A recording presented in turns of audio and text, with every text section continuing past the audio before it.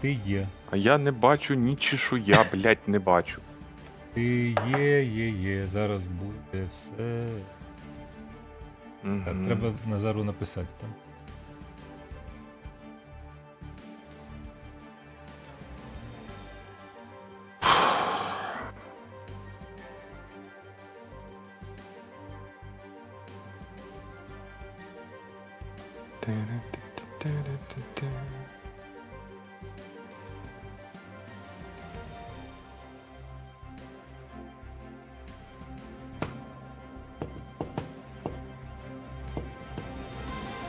Угу. Що як попав скадрований, ніхуя не бачу, ніхуя не видно. А ні, отаку трошечки сюди. Чик. 2 хвилини. Розвалюсь.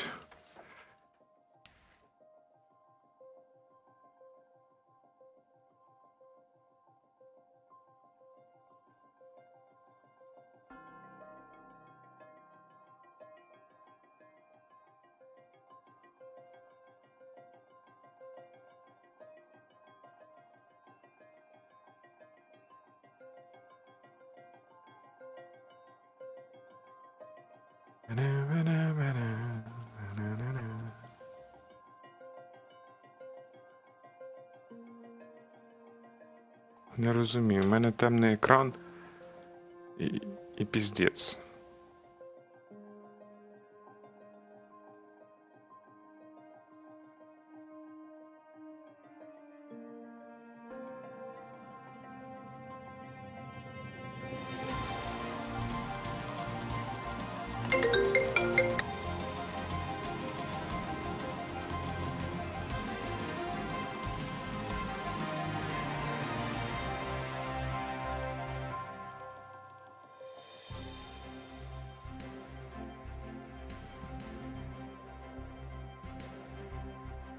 Уф. Так, що у нас? А ми в етері, але чи є звук? Ну, матюкається. Ну там проблеми технічні. Київської студії. Ну, Назар матюкається. Так. Та у нас 14-13 секунд. Накладочки є. Це питання до нас, організаційні. Якщо Назар там сам в студії, а більш нікого немає, то це питання до Ефір нас. ще не почався, все добре. Ефір почався. Все, поїхали. Через 5 хвилин почнеться ефір. Це такий розгончик, нічого страшного. Вже.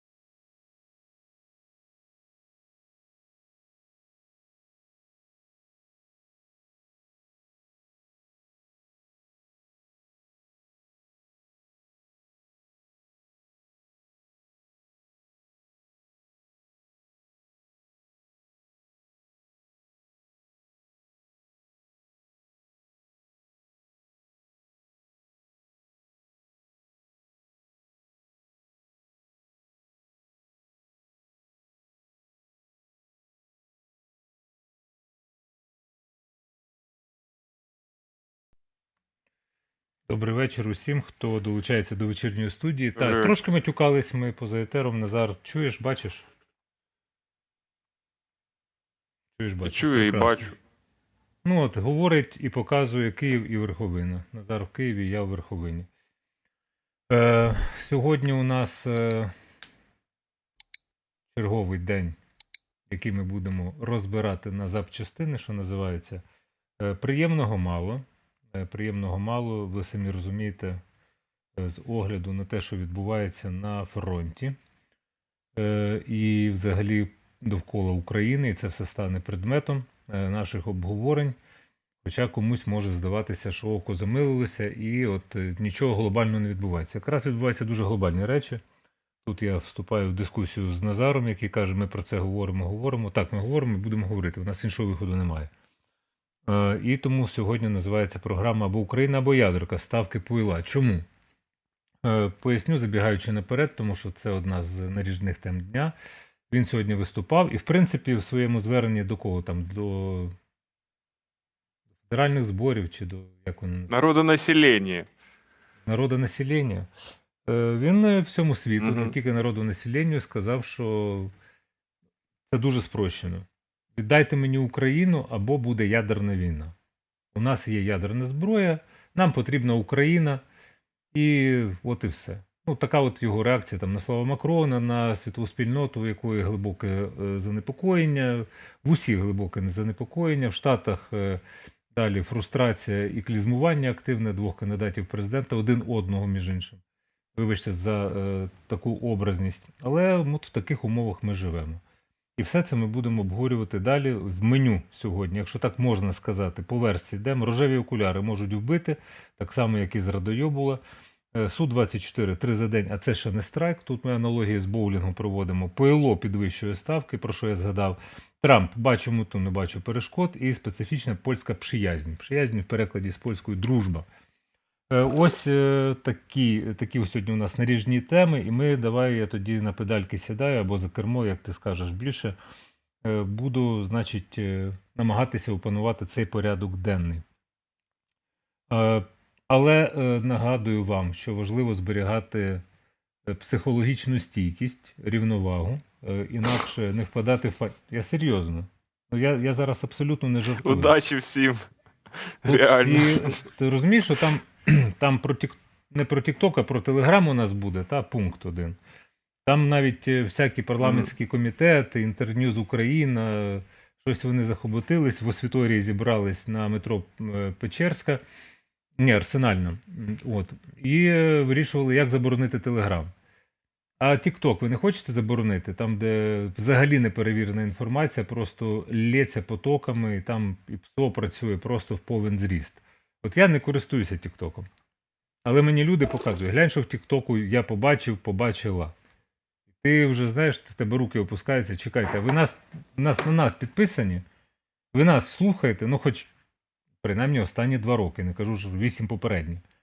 Що мені показуєте TikTok? Там можна видати бажане за дійсне. Штучний інтелект зараз вам зробить звернення будь-кого з будь-яким текстом. Тобто вони щось там про Телеграм. Ясна річ, що це викликало спротив серед тих, хто має мільйонні там аудиторії в Телеграмі. Ну, Лечен, зокрема, написав, та ви серйозно? Ну, і я теж хочу запитати. Ви знаєш, можна заборонити все, що завгодно, але можна навчитися користуватися. Тому я кажу, що рукою опускати, тому що нам важко з Назаром.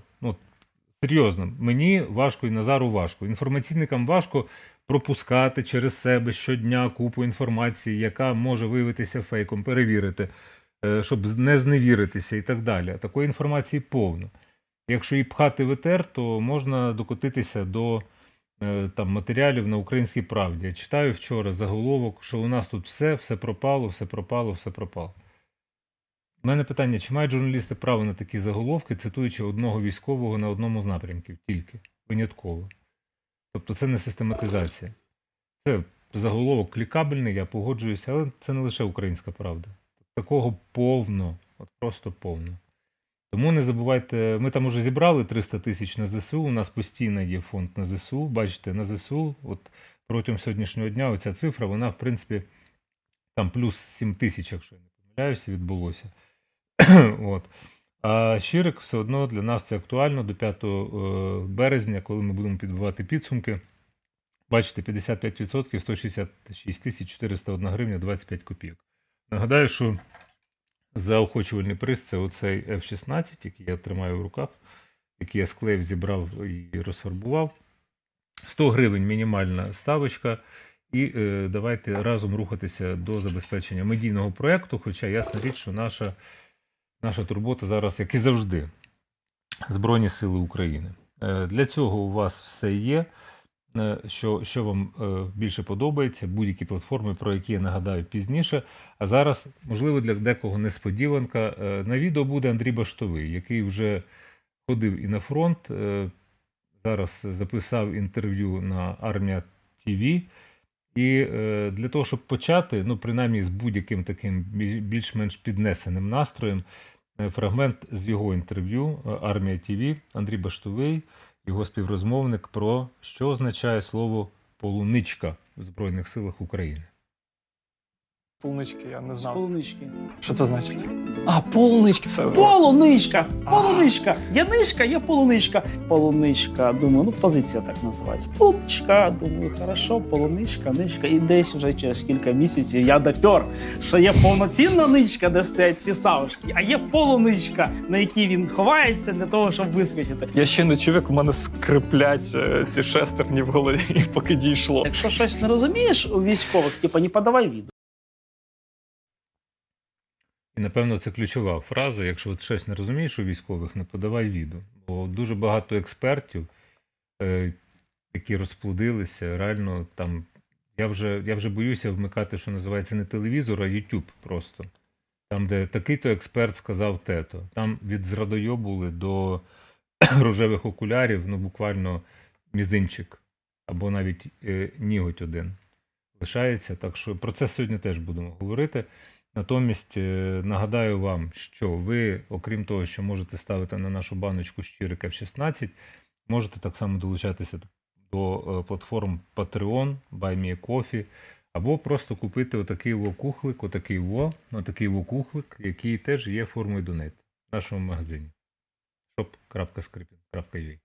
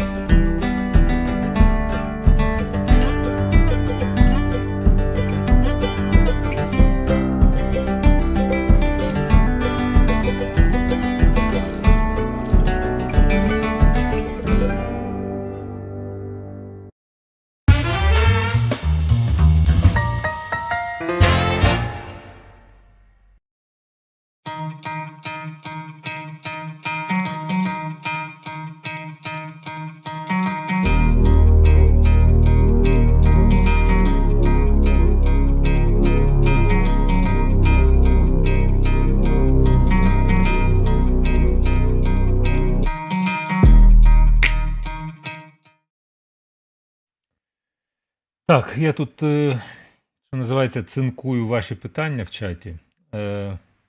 Тут нік трошки, не можу сказати вголос. Уєвший, вітаємо на рівні на каву, тобто спонсором став. Ну окей.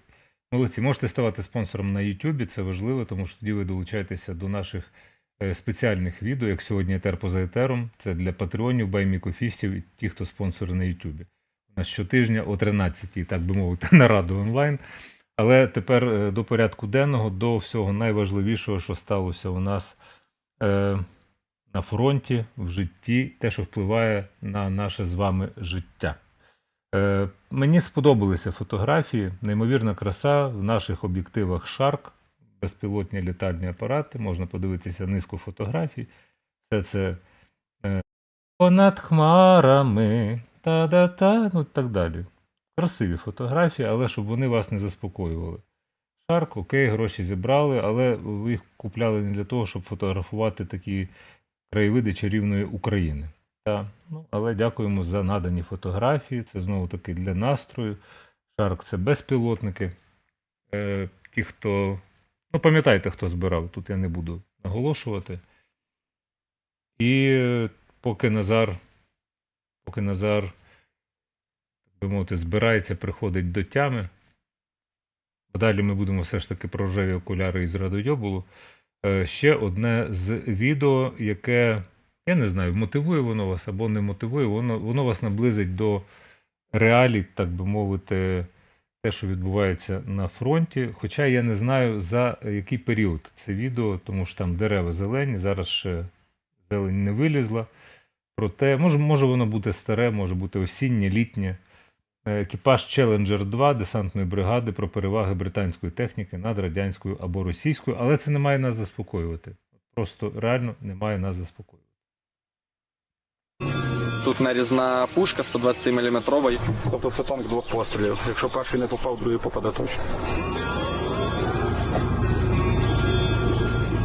В цивільному житті такого не побачиш.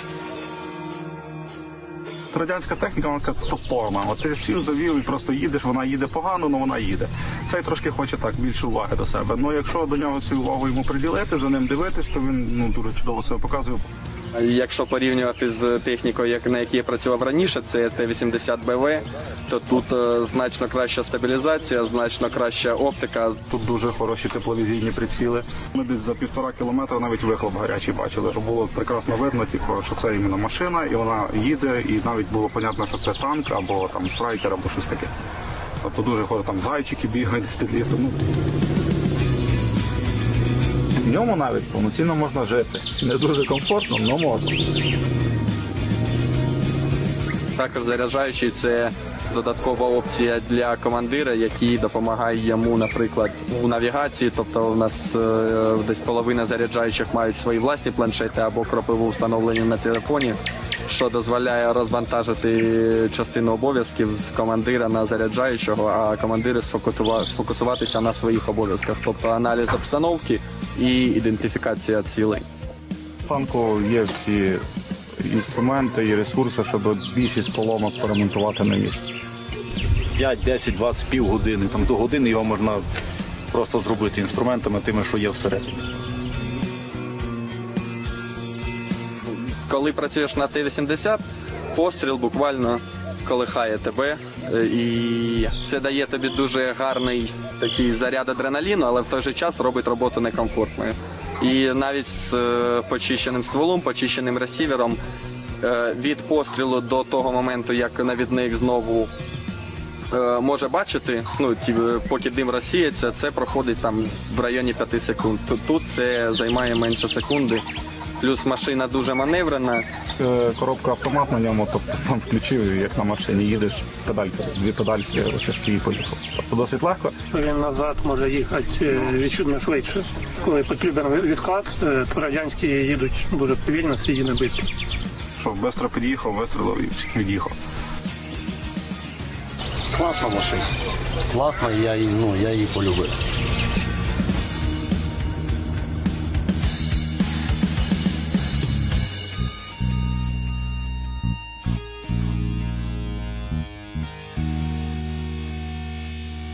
Танк – це желізо. Його на заводі зробили і дали. Якщо тебе є навчена професійна людина, яка потратила 10 років, щоб вчитися, її просто вб'ють по тупій причині, якісь реально по тупій. Це вже буде трошки обідніше, мені здається. Мені дуже пощастило, що я молодий зелений попав в танкову роту 25-ї бригади, яка була сформована на базі контрактників, і там було дуже багато досвідчених фахівців, деякі з них тут працюють разом зі мною в цьому підрозділі і допомагають дуже сильно мені.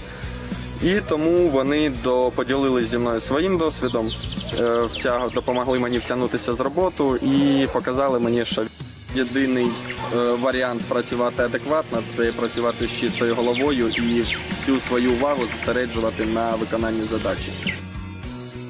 Оборона Новобахмутовки біля Авдіївки, оборона Торецька, оборона Бахмута була в серпні. Ізюмський рейд, Харків, Лиман, Червонопопівка, де ми вже атакували. Атакували доволі наполегливо і дуже раптово. Тобто день за днем ми рухались лише вперед. Ми йшли на Ізюм і пролунали слова, що Ізюм наш. Це було унікальне почуття і не відчував такого ні до, ні після. Неможливо це описати словами. Це різні люди з різних професій, з різних сфер життя, різного віку і так далі. і всіх запихають в одну залізну коробочку і кажуть, хлопці, дружіть. Перші дні якось було трошки притірки, той того не розумів, той того не розумів. А потім якось здружилися так, та й все. Я не знаю, один одного виручаємо, допомагаємо. Мій бойовий досвід допоміг мені налаштувати мою молоду команду на те, що не треба обмежуватися тим, що тобі дали, треба включати фантазію.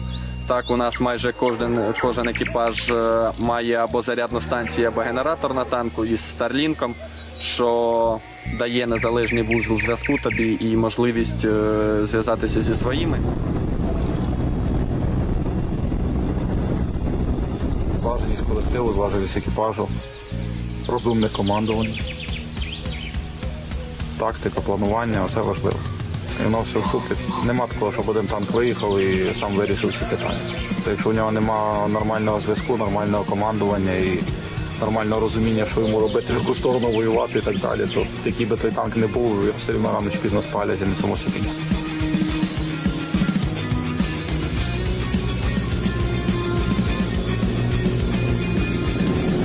Все своє життя до початку війни присвятив тому, щоб ніколи не потрапити в армію.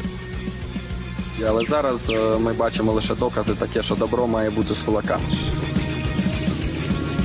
А я просто роблю свою роботу так, як я це можу робити.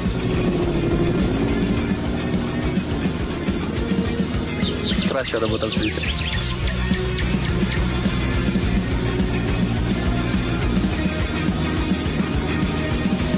Я би поїхав до своєї сім'ї, побув би з близькими, подякував всім тим, чи можу, хто мене підтримував, хто мені допомагав на цьому шляху.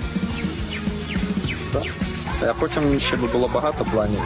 Але слово перемога, просто це будуть ті емоції, які жодна інша людина за жодних інших ситуацій, окрім якщо вона українець і якщо вона дійсно працювала задля перемоги, це будуть унікальні відчуття.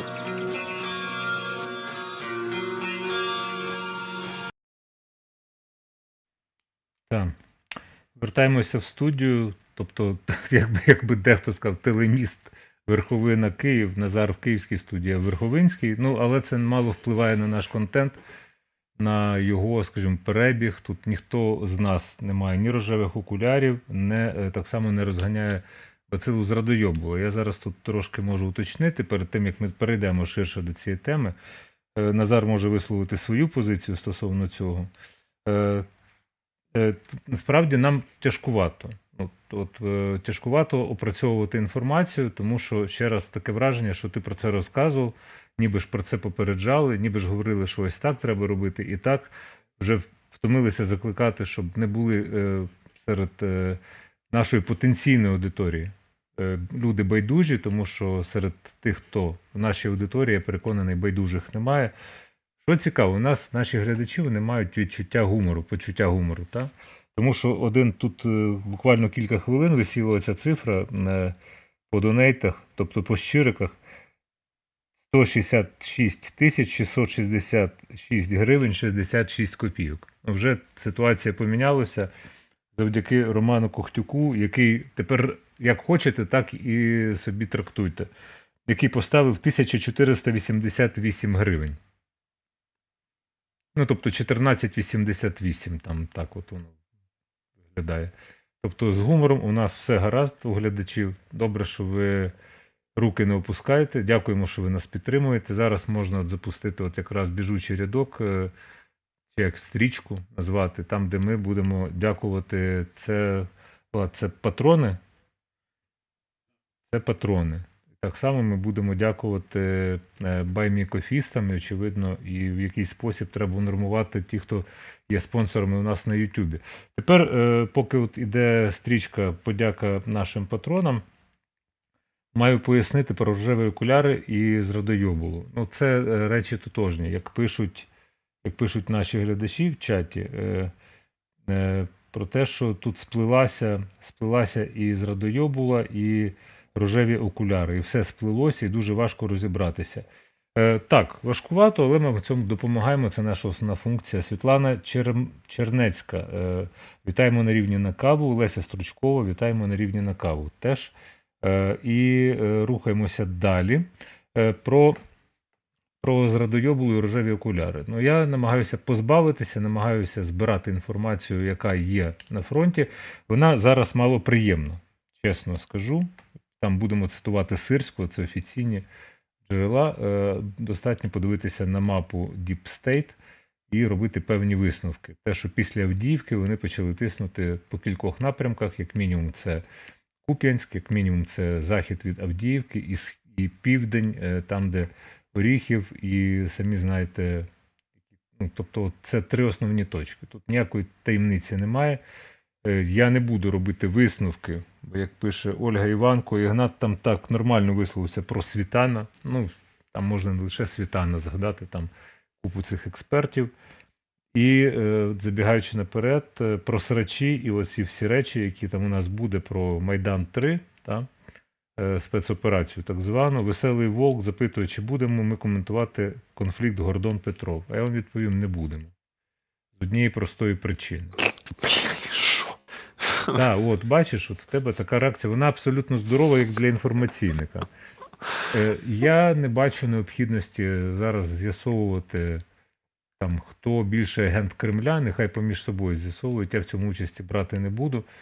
Про Гордона я все сказав. Стосовно Петрова, він за себе сам скаже, бо кожен відповідає за свої вчинки. Якщо на мене там накидав Чекалкін, що я агент Кремля, ну, разом з Гордоном, для розуміння. Тепер Гордон на каналі прямий, а Чекалкін – це, ну, людина на зарплаті у Порошенка. Хто сказав Порошенко? Порошенко сказав Порошенко. Він завжди про себе в третій особі.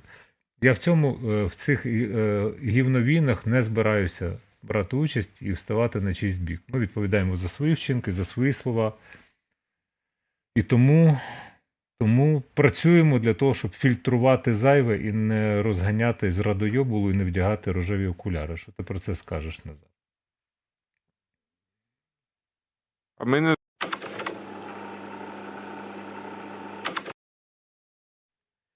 Ну тепер що ти про це тепер скажеш, можна Назар? говорити.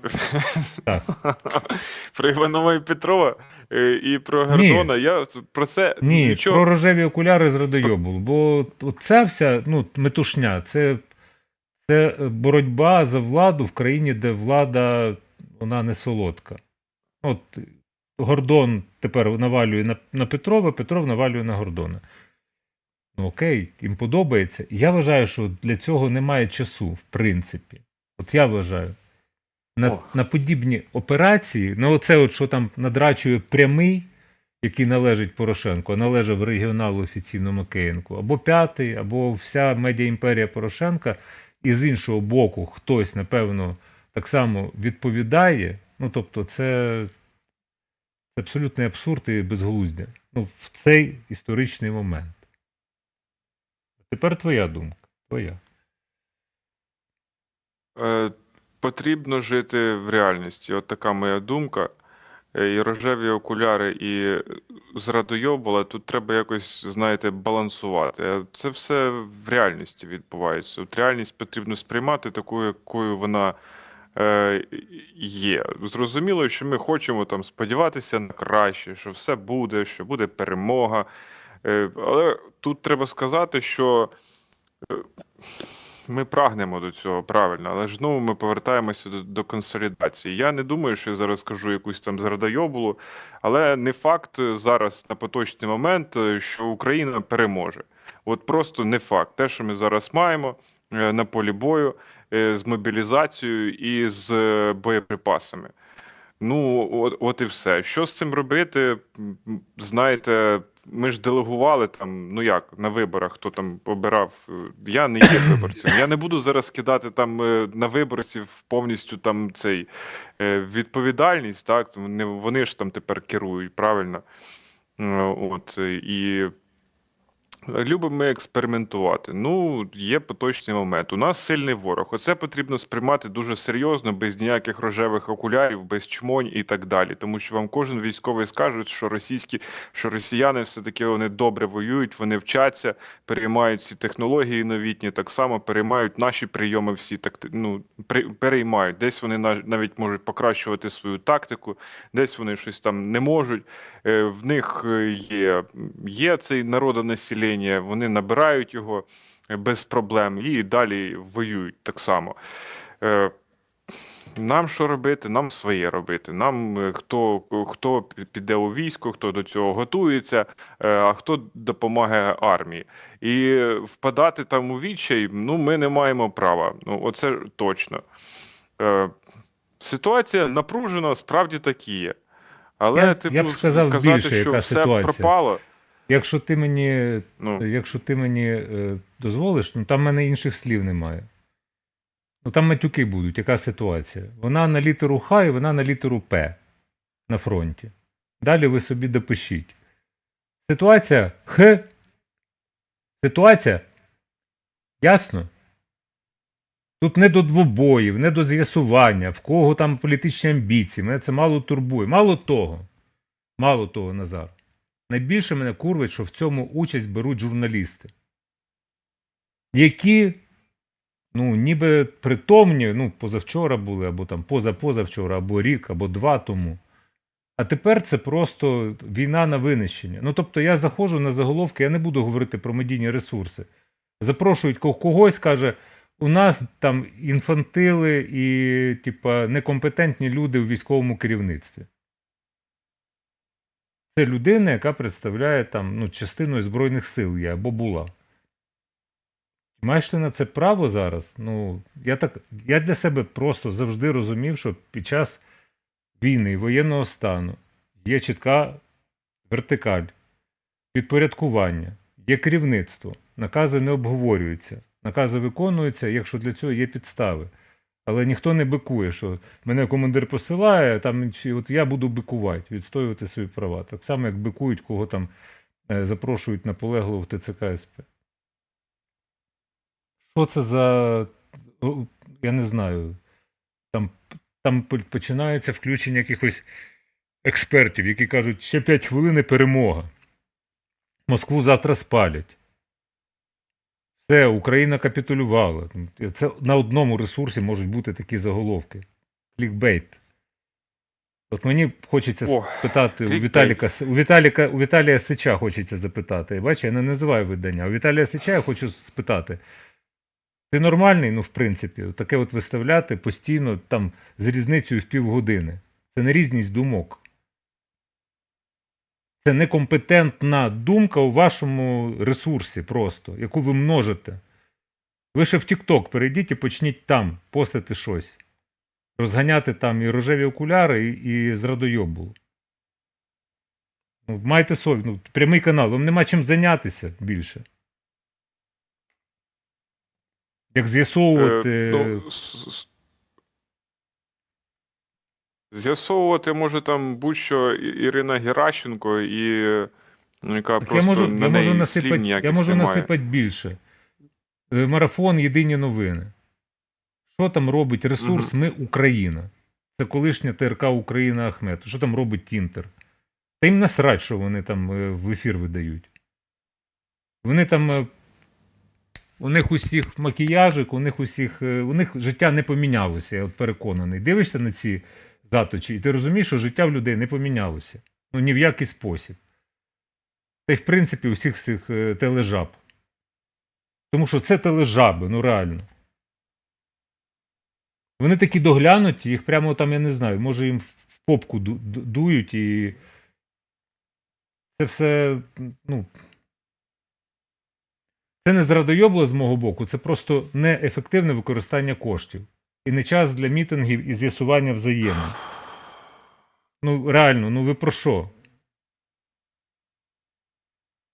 Там тепер збір 500 мільйона. Ну, молодці. Ну, якщо ви домовилися з бізнесом, якщо бізнес скинеться, окей, ну не робіть з цього піар-кампанію. 500 мільйона. Знайшли 500 мільйона, поставили, все, поїхали далі. Зло бере просто останнім часом дуже сильно і дуже багато хочеться сказати, але не можна так говорити. Тому давайте зберігати себе в цій ситуації і думати про перемогу. Тому що подивіться на карту Deep State Map, які були території окуповані. Зараз у нас загроза, що знову будуть окуповані території. І про це вони відверто говорять. І вони відверто тиснуть. Чи є у нас чим оборонятися? В мене немає відповіді на це питання. І це не рожеві окуляри, і не зрадойобу. Я не знаю. Це знають в Генштабі, Сирський знає. Угу. Давай Десь про так тепер і є. Майдан Так, 3, там ну. в тебе частину ти готував. Це теж, типу, таке назва така Майдан 3. Ну, це росіяни так собі схоже уявляють, те, що нам доповідає українська розвідка, якийсь Майдан 3, але ж ми розуміємо значення слова Майдан, я ж розумію. Для росіян це, типу, якийсь там в їхній уяві, це якийсь там силовий переворот, незаконний, якісь радикали, нацисти прийшли, скинули владу. Ми розуміємо, що Майдан це от взагалі не про це, це от народне повстання було, так, проти цього російського Януковича, ставленика Москви. От. Ми ж пам'ятаємо, що таке Майдан, ми розумні громадяни, хто брав участь, хто був очевидцем тих подій, і всі розуміють, що таке Майдан. А росіяни намагаються зараз якось підміняти ці поняття, вони завжди це роблять, перекручують історію і так далі. Але Майдан, це і оця їхня операція Майдан-3, це зовсім не про ті події, воно сюди не клеїться абсолютно. От. Росія має списки людей, до речі, яких хоче залучити до поширення російської пропаганди та впливати на Україну, повідомив представник Головного управління розвідки Андрій Юсов в етері Радіо Свобода. Він розповідає, що для цього московити масово скуповують та створюють телеграм-канали. Також створюються ботоферми, які посилюють російську риторику у соцмережах, наголошує Юсов. Операція, мета якої є розхитування суспільно-політичної ситуації всередині України з боку Росії, отримала назву «Майдан-3». За словами Юсова, практика називати антиукраїнські заходи українськими словами поширена на Росії і бере початок із совєтських спецслужб. Це ми все маємо розуміти і закарбувати. Тут згадується Телеграм. І про Тік-Ток ми тут згадували. Тік-Ток, як на мене, це взагалі страшна річ. Я не знаю, за що там триматися. Це реально загроза національній безпеці, це тим більше китайський ресурс. От, і він, очевидно, створюється з якимись очевидною, не очевидною, мабуть, ж не так же ж воно, з якоюсь метою конкретною, так, з боку Китаю. І що таке телеграм-канал? Це російський ресурс, ми це повинні усвідомлювати. Ми пам'ятаємо ці всі російські ресурси, однокласники і ВКонтакті, на яких українці так само були зареєстровані. Була дуже величезна паніка, коли і обурення, як же це так? Ну, це в нас просто, знаєте, такі малороси говорили в нас. Вже був тоді Фейсбук, а ми вчіплялися за ці однокласники і контакти, і постили там свою прутню якусь, так? І оці всі якісь меми недолугі. Так от, що таке телеграм-канал, розказує Назар Токар. Оскільки б ми нам не вповали, ми ж все одно шукаємо в хороших русських щось хороше, блін. І Павла Дурова таким вважаємо так само. І може навіть хтось Юлію Навальною вважає там нормальною там човіхою. А ось що пише Назар Токар про телеграм-канал. Тут варто показувати навіть не цей допис, а ті картинки, які запостив Назар з російськими серверами телеграм-каналу на території Росії, які перебувають. Так, Павел Дуров, пише Назар Токар, розслідувач такого медіа, як Токар.ua. Павел Дуров з 2014 року притримується легенди про те, що він типу посварився з владою Росії, втік звідти і що немає до неї жодного стосунку. Багато хто в це вірить, і це нормально, адже віра, на відміну від знання фактів, не вимагає доказів. Навпаки, віряни ігноруватимуть усі незручні докази, що суперечать їхнім переконанням. Ось кілька чергових доказів того, що Телеграм має сервери в Росії. Можете їх ігнорувати, писати, що там збори Лачена, там канали СБУ, що Дуров утік від Путіна, але суті це не змінює. Перед вами частина адрес серверів, через які Telegram передає повідомлення. Ці сервери належать російській компанії GlobalNet із основним офісом у Москві. Велика кількість серверів компанії розташовані саме у Росії. І це дані з сайту компанії, які вона не приховує. Дивіться на карту серверів. Мапу там зараз, Влад, ще раз можеш показати. Здається, ось так це виглядає Щоб приховати справжнє розташування серверів, компанія GlobalNet позиціонує себе як європейська і, окрім Москви, має офіси у кількох країнах Європейського Союзу. Звідки ці особливості, частина сервісів перевірки адрес вказує, що завдяки цій особливості, частина сервісів перевірки адрес вказує, що ці сервери знаходяться в Нідерландах, де також розташовано один із офісів GlobalNet. Тобто Дуров не має справ із Росією, але основним партнером для передачі даних Телеграму є чомусь саме російська мережа GlobalNet, що має основні потужності в Росії. От і довіряй цим московитам, які будуть сяти в очі і якусь підміну понять так само робити. А що там роблять ці сервери на Росії досі? Ну, питання. Це технічні засоби. Тоді це загрожує Дуров- нашій національній безпеці чи ні? Ну, як би тобі сказати, це транспорт. Транспорт, який, слід розуміти, контролюється, ну, очевидно, тими, хто його може контролювати. Правильно? І тут питання, що ти цим транспортом транслюєш. Якщо ти транслюєш певні меседжі, ну, тобто не треба відкидати, що телеграм-канали популярні, і тобто їх моніторять. Питання, що і хто пише в Телеграм, передає інформацію через Телеграм і так далі. Багато хто перейшов на Signal для таких повідомлень, які щоб не читали в Телеграмі. Я знову-таки я не дуже орієнтуюся в цьому, не фахівець, але все найважливіше, все, що ти хочеш утаємничити більш-менш, то це в Signal або в WhatsApp. Отак. Telegram використовувати як телеграм-канали, тобто як транспорт для того, щоб поширювати певну інформацію, зважаючи на його популярність, мені здається, це правильно і іншого шляху немає. Просто туди не треба зливати зайве. Було ж дуже багато телеграм-каналів, які ведуть наші військові, які туди пишуть те, що писати туди не можна, наприклад. Або хтось у приватній переписці переправляє якусь інформацію, яку не треба оприлюднювати. На це треба зважати. Заборонити Telegram. Окей, а який у вас є інший популярний і дієвий інструмент? Viber? Ну, це вже не смішно зовсім. Ну, ти розумієш, так? Ну, тобто, веб-сторінки, який у вас комунікативний матеріал. Тому що марафон «Єдині новини» – це позавчорашній день. Чому москалі там били по телевежах, так? Тому що вони думали, що там в Україні дивляться телебачення от в такий спосіб, як і в Росії. Ні, тут його так не дивляться вже давно. І Телеграм Дуров клеїть дурня, він то живе не в Росії. Очевидно, була угода якась його з ФСБ, тобто, бо в Росії Телеграм не заборонили. Натомість Інстаграм і X заборонили, колишній Твіттер. До них доступ важкий. Багато що заборонили. YouTube ще не заборонили, але YouTube сам забанив багато пропагандистських каналів. Так що просто на ці факти зважати треба, використовуючи Telegram. Telegram – це не є безпечна історія. 150 разів подумайте, що ви там пишете, кому пишете і що ви перенаправляєте. Те, що становить загрозу національній безпеці, то ясно, що вам треба надавати по руках. І це не питання до медійників і там Комітету Верховної Ради. От реально, що вони там зібралися, вимагаючи, там Оля Герасим'юк казала, що до нас прийшло аж 8 локальних телеграм-каналів. Оля Герасим'юк. Немає локальних речей в глобалізованому світі.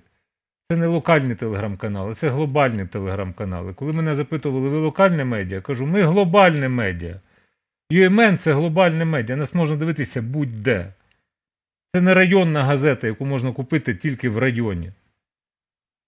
Ну, хоч би трошки думали наперед і дивилися наперед. Так що я тут Назара Токара підтримую, але це треба зважати на це. І не виводити в якусь таку аксіому, що от давайте заборонимо Telegram. Тоді давайте заборонимо e-mail, давайте заборонимо Viber, WhatsApp, Signal, взагалі все заборонимо і лишимо тільки марафон «Єдині новини», який жере просто тупо гроші з бюджету.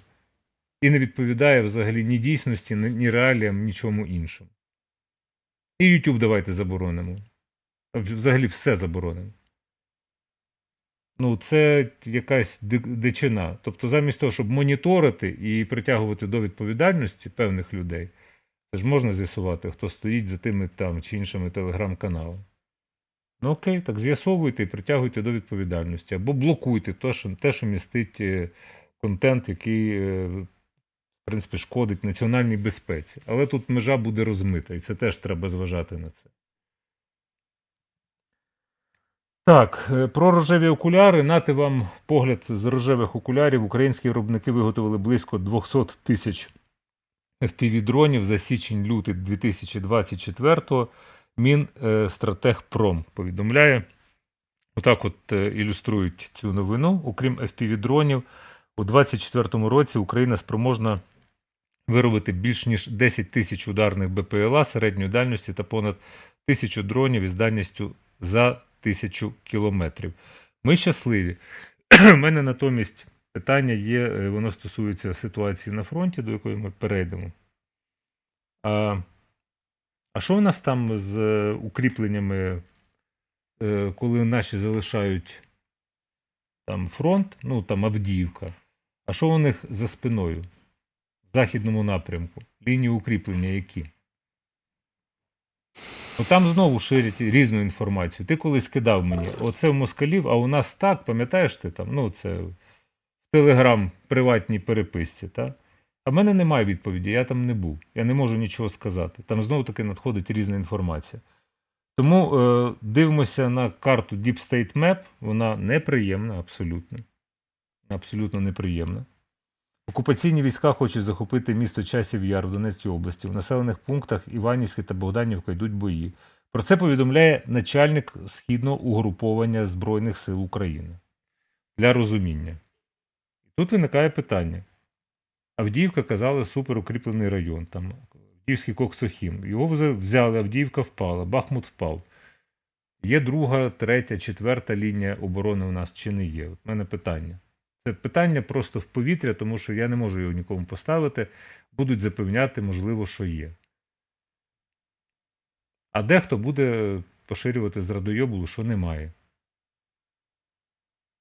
Що нам робити в цій Чи ситуації? це буде з радойобула? Женя Гнаток вже пояснює, що треба збирати гроші на бетонні укріплення. Там пояснювали нам, військові пояснювали, хто відповідає за зведення цих укріплень. Немає порядку. Окей. Чи буде це вирішено? У мене величезне питання.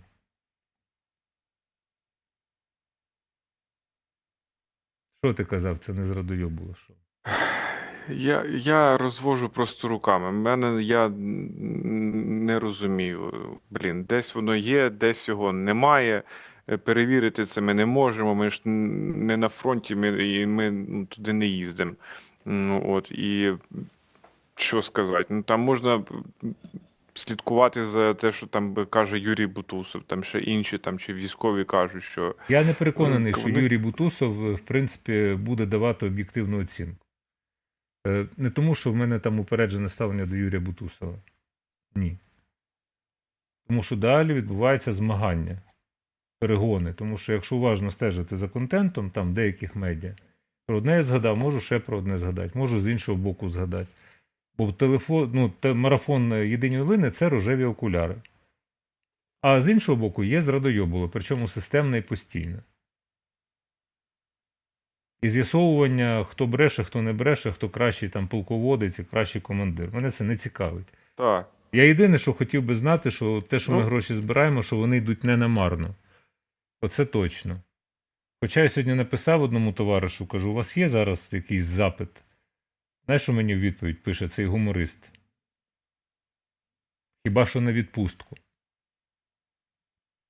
Я кажу, ну ти ж знаєш, за О. що я питаю, що ти оце гумористичне шоу влаштовуєш. Угу. Тому дивіться, тут ситуація проста.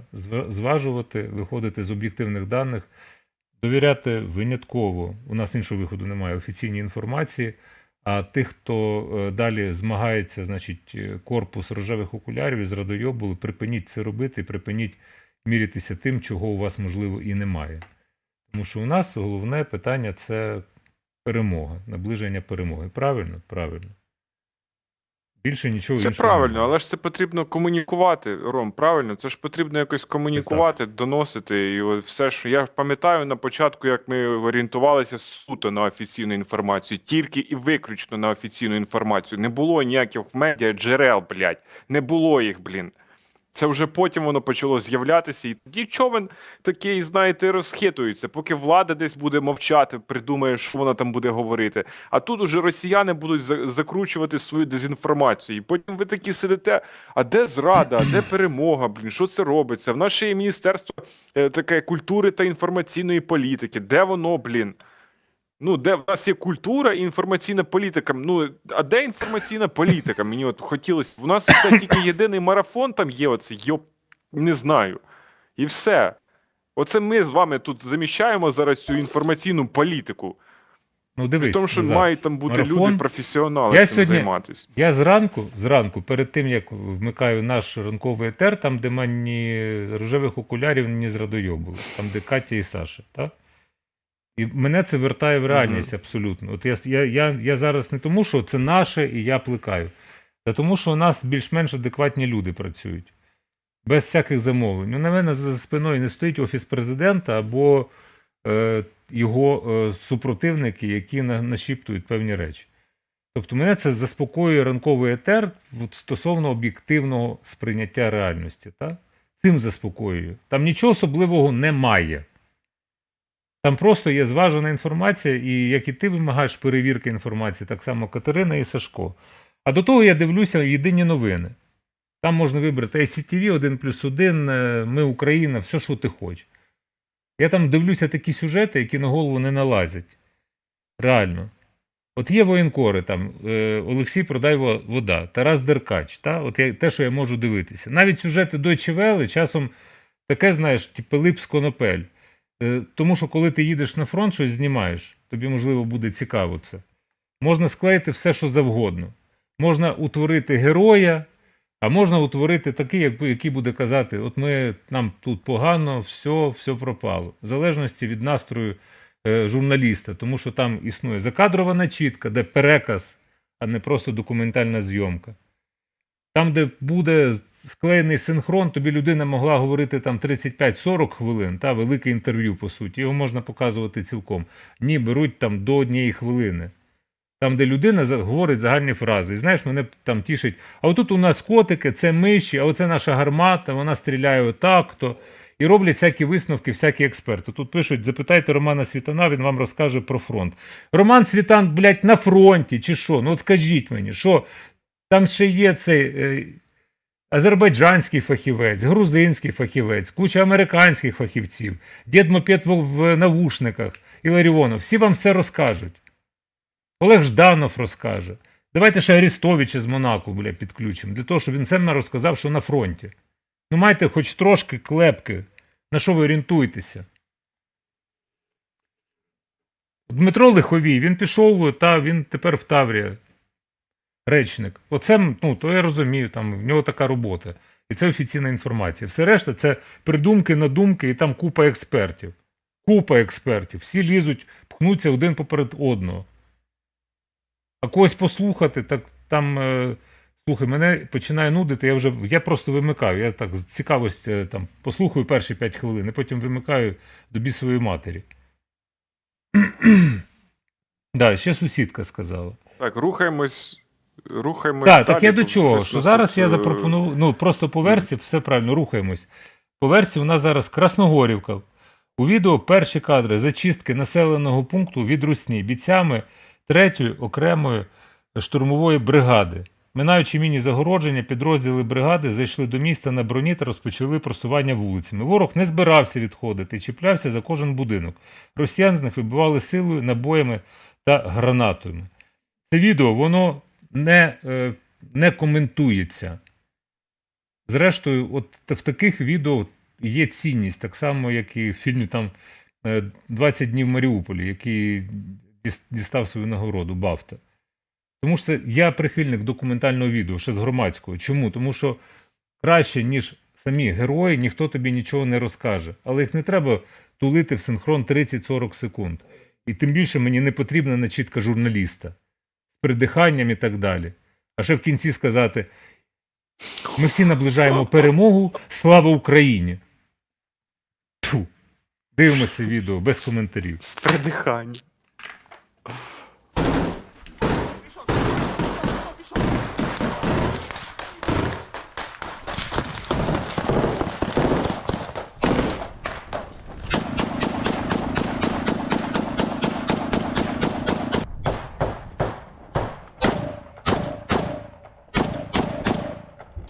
Смотри, там двери, сразу бери.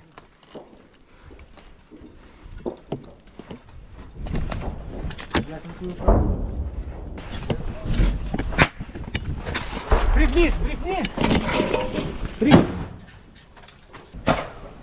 Опа! Опа, перелет. А? Упал дрон?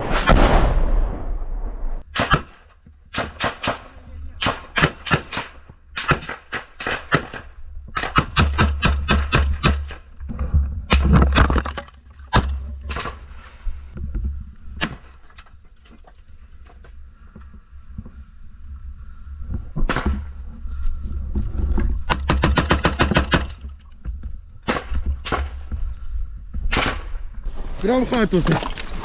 Хорош, давай.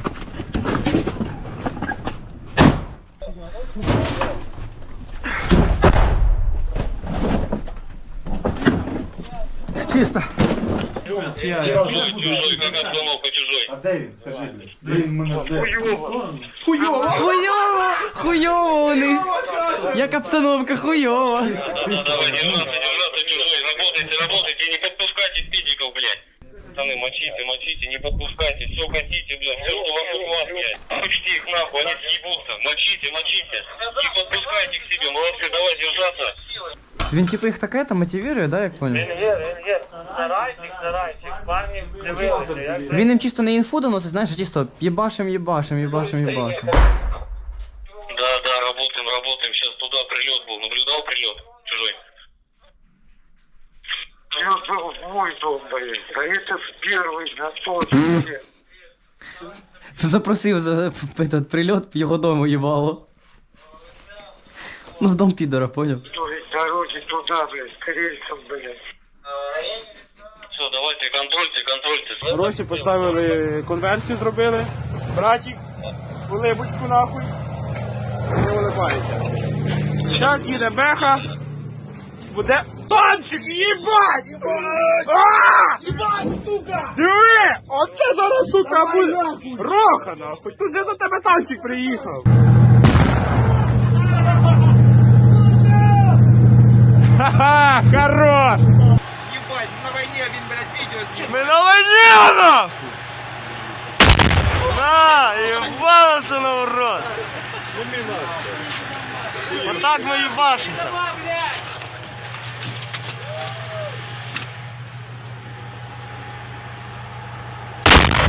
На!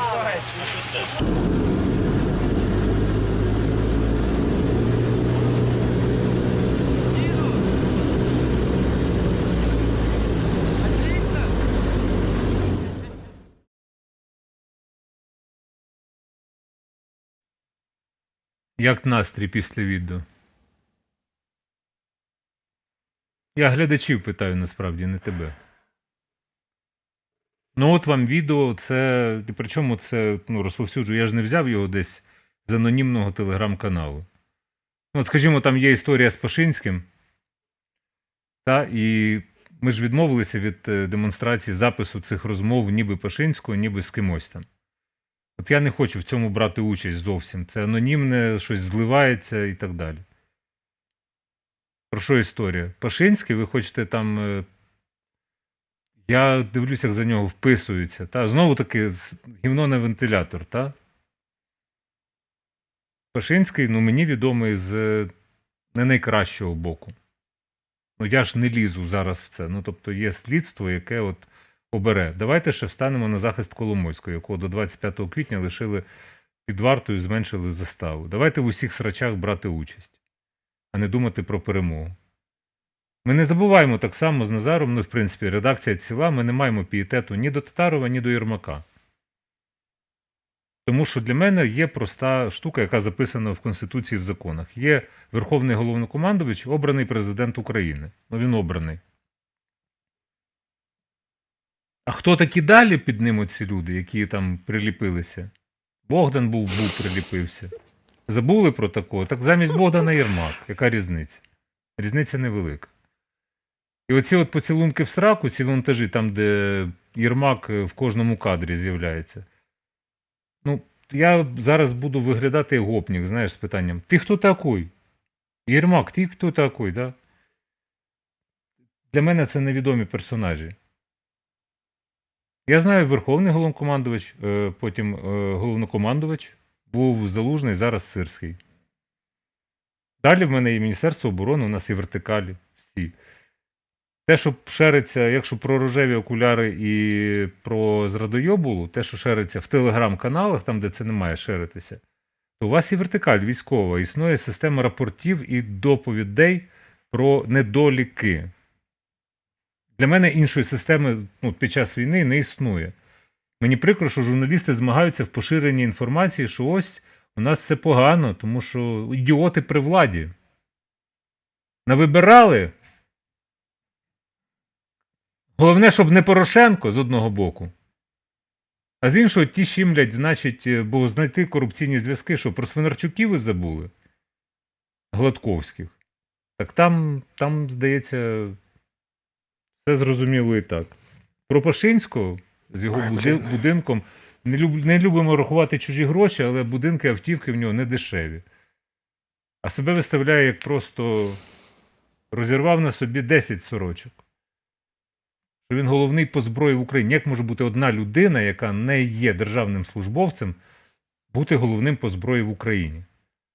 Тоді в мене питання: так де, блядь, зброя? Що ми тепер молимося на Вашингтон і на НАТО, і на Рамштайн. Пашинський кажете? А з 14-го року де ця зброя? А укріплення ви кажете? А де ці укріплення з 14-го року? Давайте не говорити про останній час тільки. Не про останній місяць. Спробуйте ставити критичні питання, а не те, що вам віщають нагламурені, напідарашені там і напомажені ці всі ведучі в телемарафоні «Єдині новини». Ні, мене просто, я сказав, мене зло бере. Так, я слів, може, і не добираю. Я вмикаю, я хочу блювати. Добре, що я ще не поснідав, коли я це вмикаю. І оці написані підводки, і оце «Слава Україні» фальшиве в їхніх вустах, знаєш, уже аж соромно стає, що іноді і ти таке говориш: «Слава Україні». Хоча для тебе це має сенс, а для них немає. Вчора ми сраку вилизували Ахметову, там, Фірташу, Коломойському, Порошенку, Ахметову. А сьогодні воно «Слава Україні». Да й банькоти, блядь, а не «Слава Україні». Я перепрошую знову за емоційність. «Слава Україні» це Mustang Wanted, який поміняв колись, і реально в паспорті в нього «Слава Україні» було написано. Грицько, він же Mustang Wanted, тепер він White Max, здається. Оце я розумію, тому що ці люди, вони це заслуговують. Окрім респекту, до них нічого не виникає.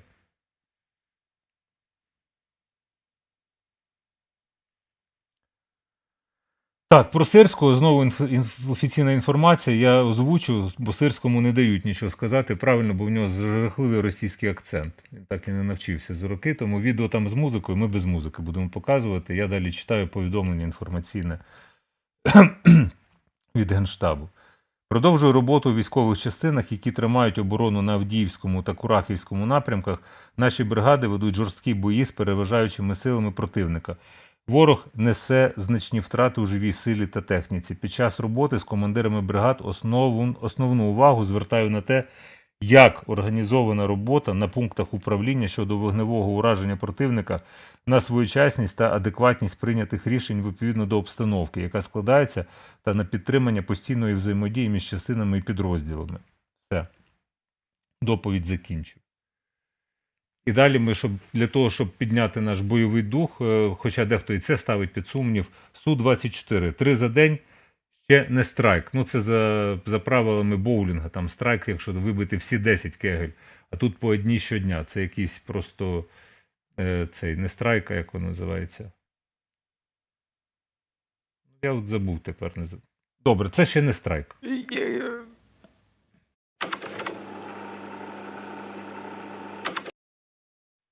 А називається це спліт. Нічого собі. Які знання. Бо до 24 так. лютого 2022 року я часом ходив грати в боулінг. А от останній раз ми в Луцьку це робили, там в Порт-Сіті, пам'ятаєш? Угу. Але вже після Було таке 24 точно. лютого. Ну так, це за нагоди ми зробили, це не спеціально. В чемпіонаті я не виграв.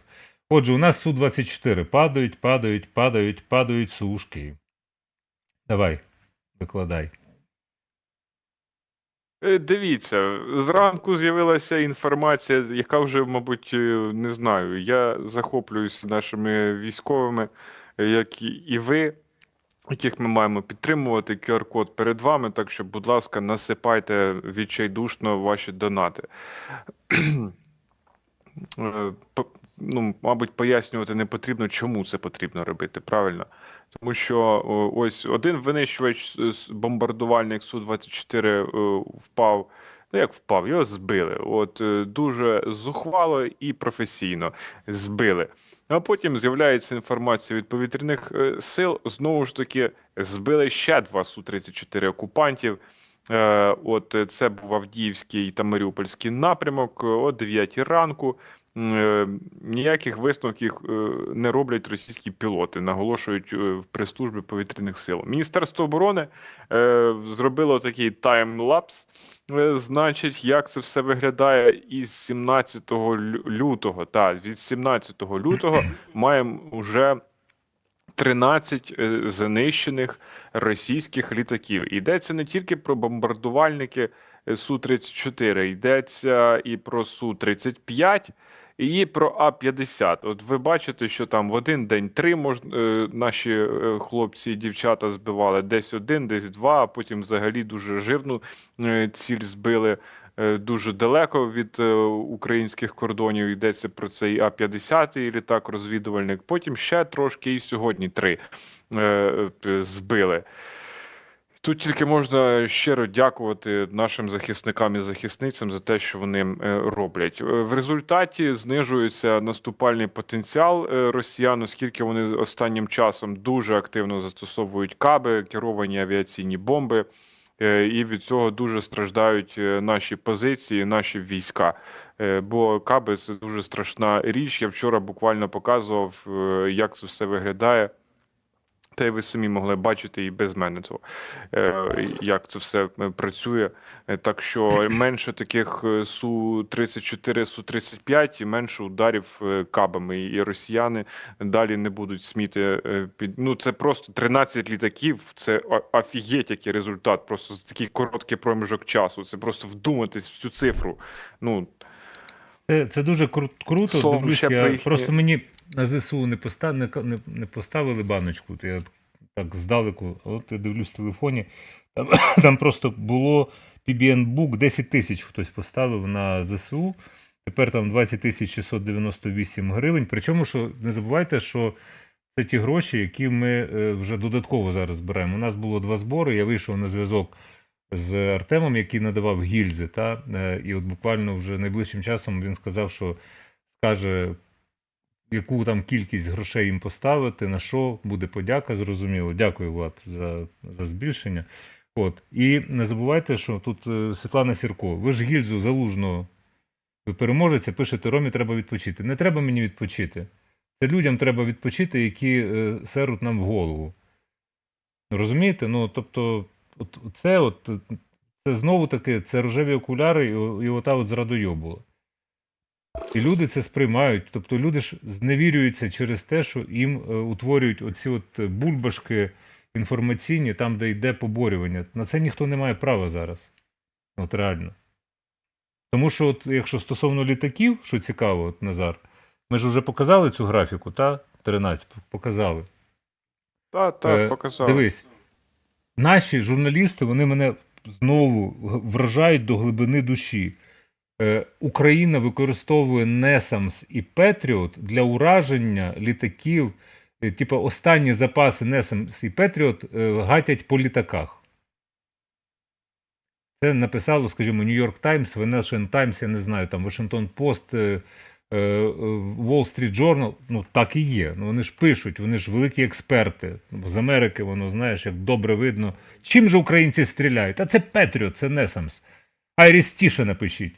Там Ігнат це все спростовував. Найбільша інтрига у цієї всієї історії з літаками, чим їх збивають. Це правда інтрига.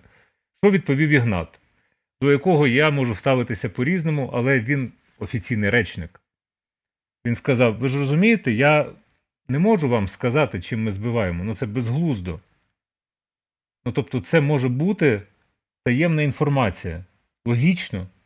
Давайте ми все будемо розказувати. Значить, беремо, запрошуємо Сирського собі в студію в Київську. Запроси, будь ласка, хай приходить з картами. Ми схиляємося над картами, і Сирський каже, дивіться, плани такі. Ми це обговорювали на РНБО, на Генштабі, значить, на ставці у командувача, значить, наступаємо тут, використовуємо таку зброю, отут підтягуємо резерви, ось тут у нас ось так буде, ось такий у нас план. Ми дзвонимо, значить, Арестовичу. Арестович, а ну скажи, що правда? Він каже, і так далі, це все. Україну ждет пораження, ну тепер, припустимо. Включаємо Романа Світана. Він, бажаю здоров'я, значить, там все і розкладають. Ну, тобто, ви собі таке уявляєте, так? Ну, тобто, хто вам скаже, чим збивають? Збивають дуже добре. Чим більше будуть збивати, тим краще. З чого ви взяли? Тому що New York Times написало, що це, типу, Patriot. І, ну, на що ви це передруковуєте? З посиланням на ЗМІ, на що, куди, як. Ну, майте трошки глузду, здорового глузду.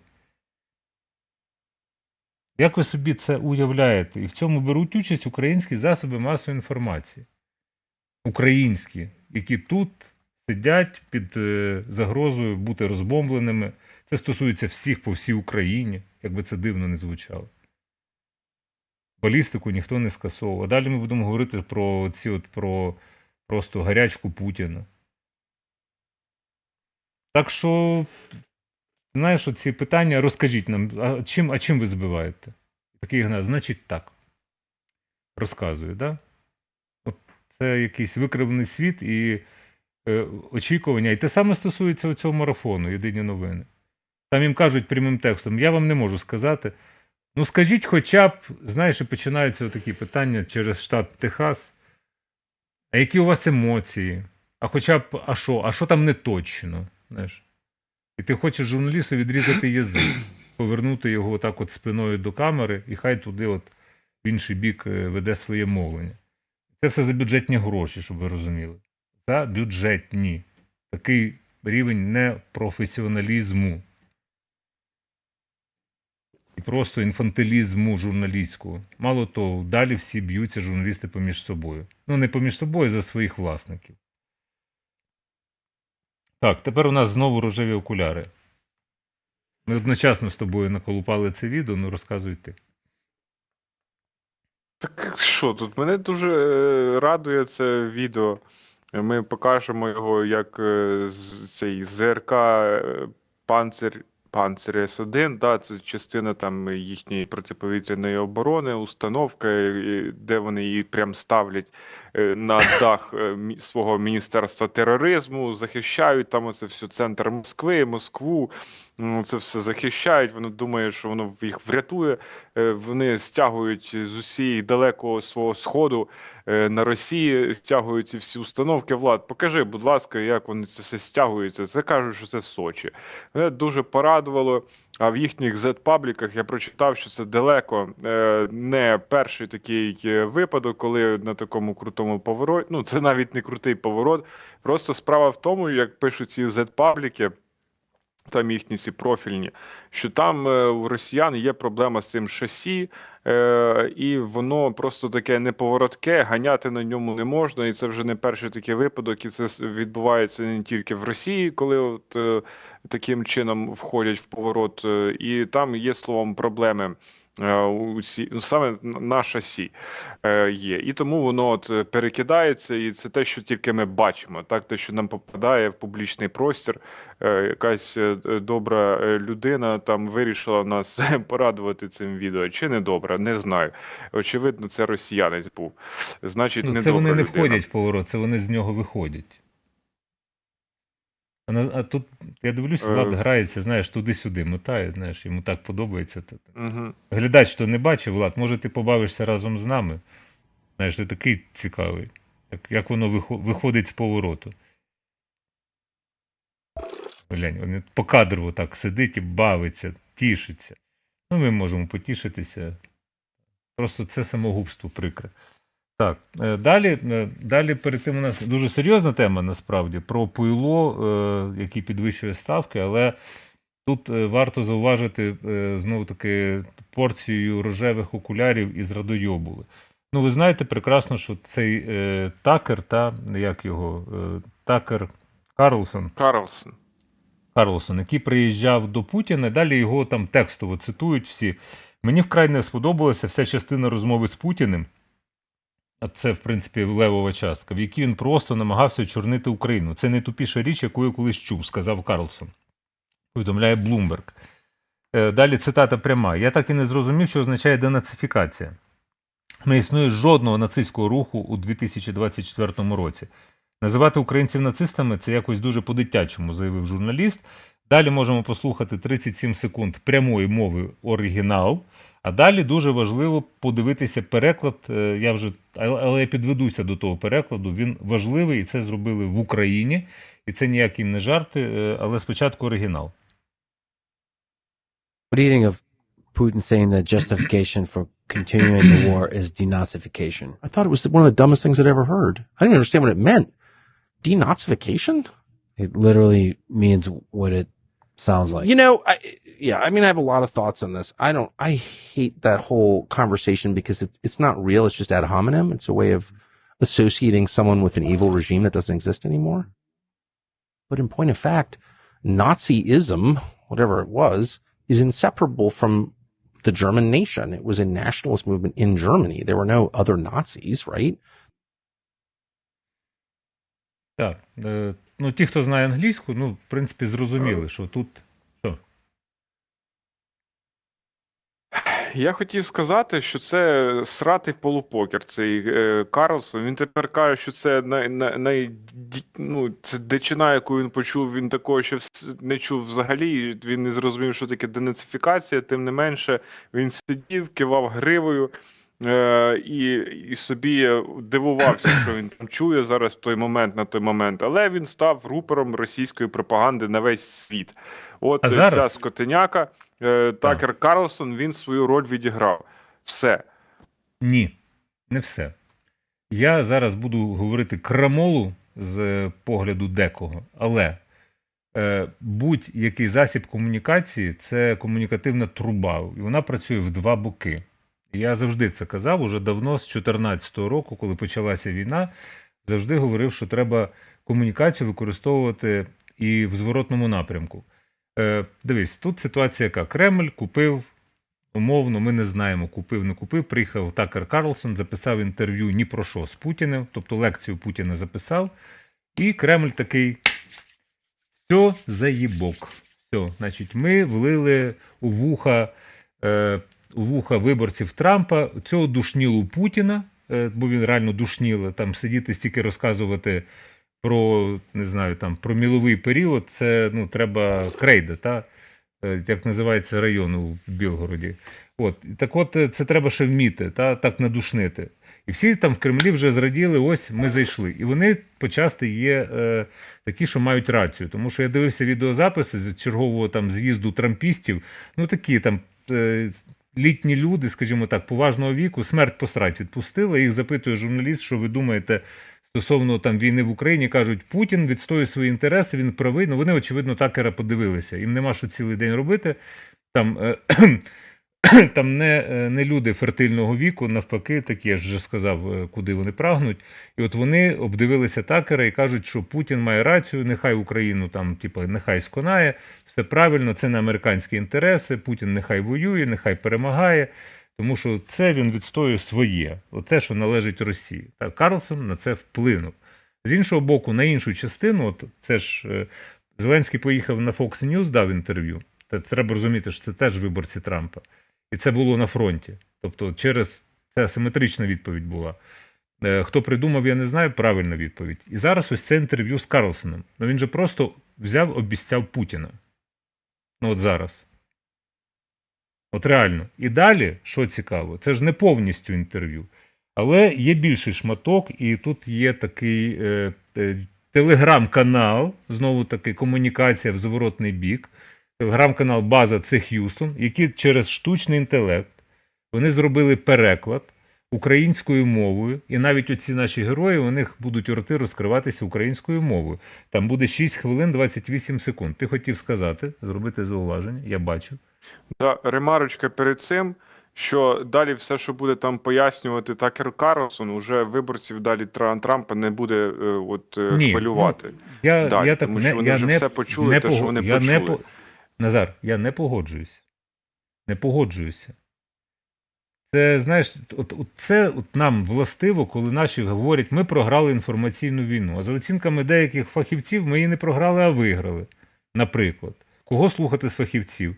Тільки не читайте «Детектор медіа». От просто, бо там інфокомсомол, там всім роздають мітки. А я думаю, що це якраз те, що він в такий спосіб, вибачте, зруйнував все, що вкладалося, обіцяв фактично Путіна, виборці Трампа, вони якраз і будуть і це враховувати. Вони якраз це мильна опера, це сітком, це сучасні технології, цифровізація і глобалізація. І сказати, що це ніяк не вплине, ну це неправильно. Це вплине якраз. На певну частину воно вплине і можливо, стане підставою для інших переконань. Тому що кожне сказане слово, воно лишає, як камінець у воду кидаєш і кола по воді. Так і тут. От не треба це зменшувати, нівелювати, і оцей синдром меншовартості. Все, це вже ніяк не вплине. Вплине. Але тут варто слухати тепер, бо це откровення Карлсона було маленьке, а тепер більший хронометраж, штучний інтелект, тобто перетворено для української аудиторії, для того, щоб ви, можливо, і заспокоїлися, і вдягли реальні окуляри, а не рожеві, і не їли з радойобу ложками. Хай буде. Ну, хай буде. Дякую, що дозволив. Що ви думаєте про те, що Путін говорить про продовження війни через денацифікацію? Вважав це одним з найглупіших речей, що коли-небудь чув. Не зрозумів, що означало. Денацифікація означає, що звучить. Ти знаєш, так, у мене багато думок про це. Я ненавиджу цю розмову, бо вона нереальна. Це просто ад гомінем. Це спосіб пов'язати когось з злочинним режимом, якого вже не існує. Але насправді нацизм, щоб він не був, нерозривно пов'язаний з німецьким народом. Це був націоналістичний рух в Німеччині. Чи є ще нацисти? Немає книг про нацизм. Я хочу бути нацистом. Що означає бути нацистом? Тут немає Mein Kampf. Це не Das Kapital. Правильно, моя впевненість, як він обурений договором Версальського миру, я проти нацистів. Я кажу, що в 2024 році немає нацистського руху. Це спосіб називати людей злі. Путін не любить націоналістичних українців. Путін не терпить націоналізм взагалі, що цікаво. Він так робить. У нього є 80 республік, він боїться націоналістичних рухів.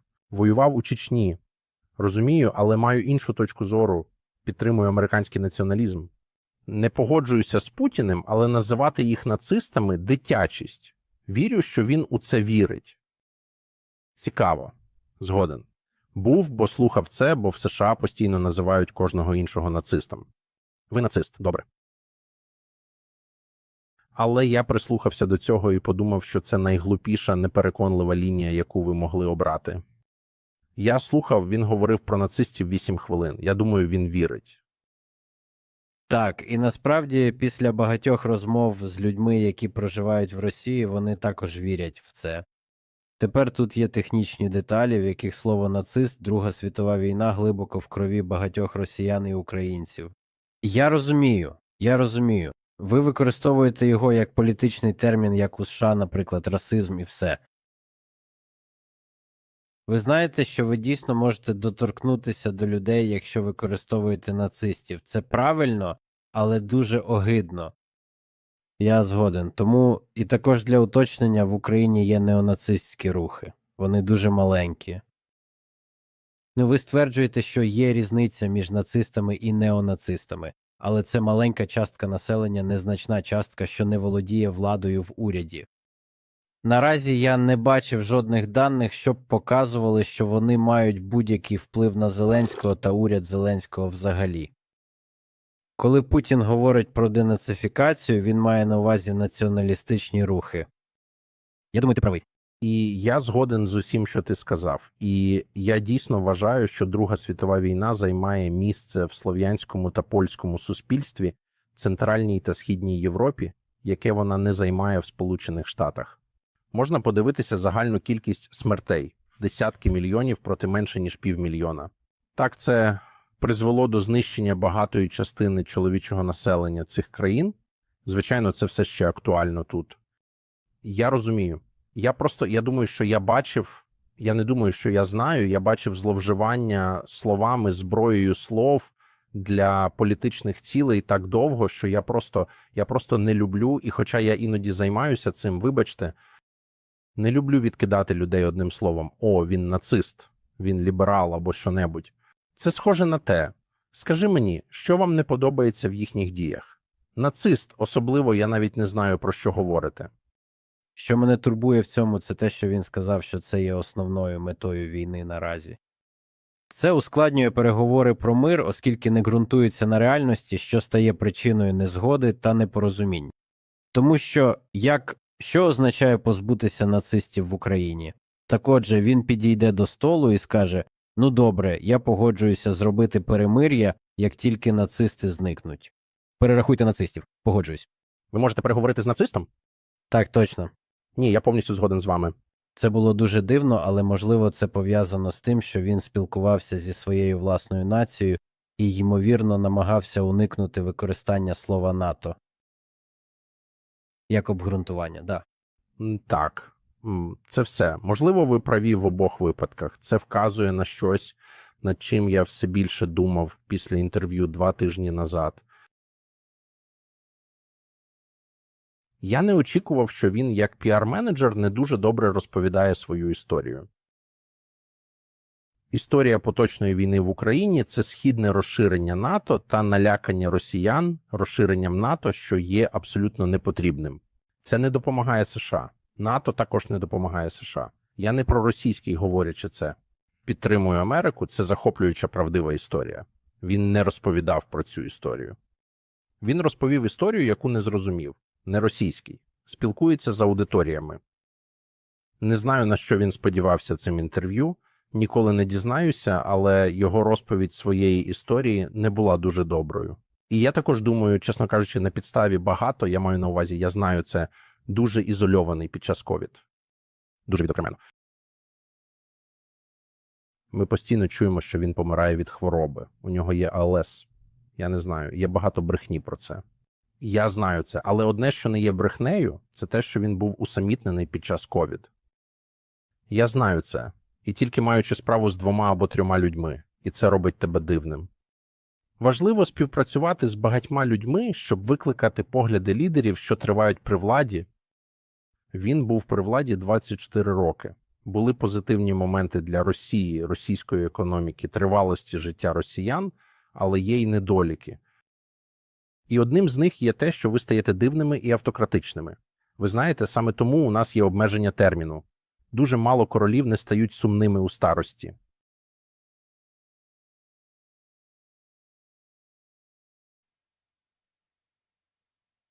Що таке денацифікація?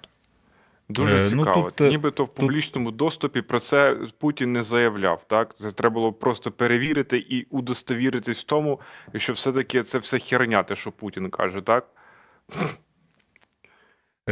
Ще раз, я кажуть, це база, це Х'юстон, вони фейків не дають, типу смайли. Там є мішана інформація. Вони так само поширюють важливу інформацію на своєму каналі.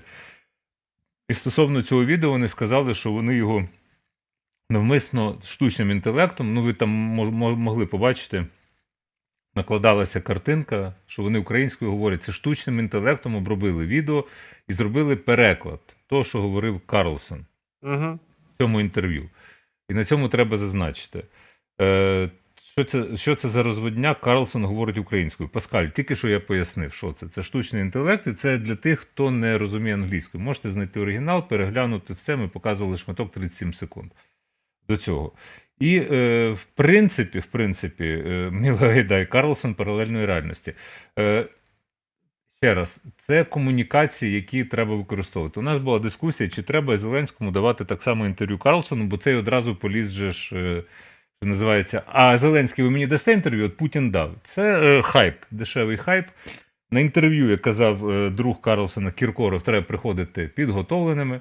А Карлсон, очевидно, не був готовий до цього інтерв'ю з Путіним, або йому заплатили і сказали, послухай, сядь, посидь, помовч. Він тобі все розкаже, є таблетки, всі діла, знаєш, можливо. Я зараз не хочу вже заглиблюватися в подібні речі, тому що це було б смішно, якби не війна.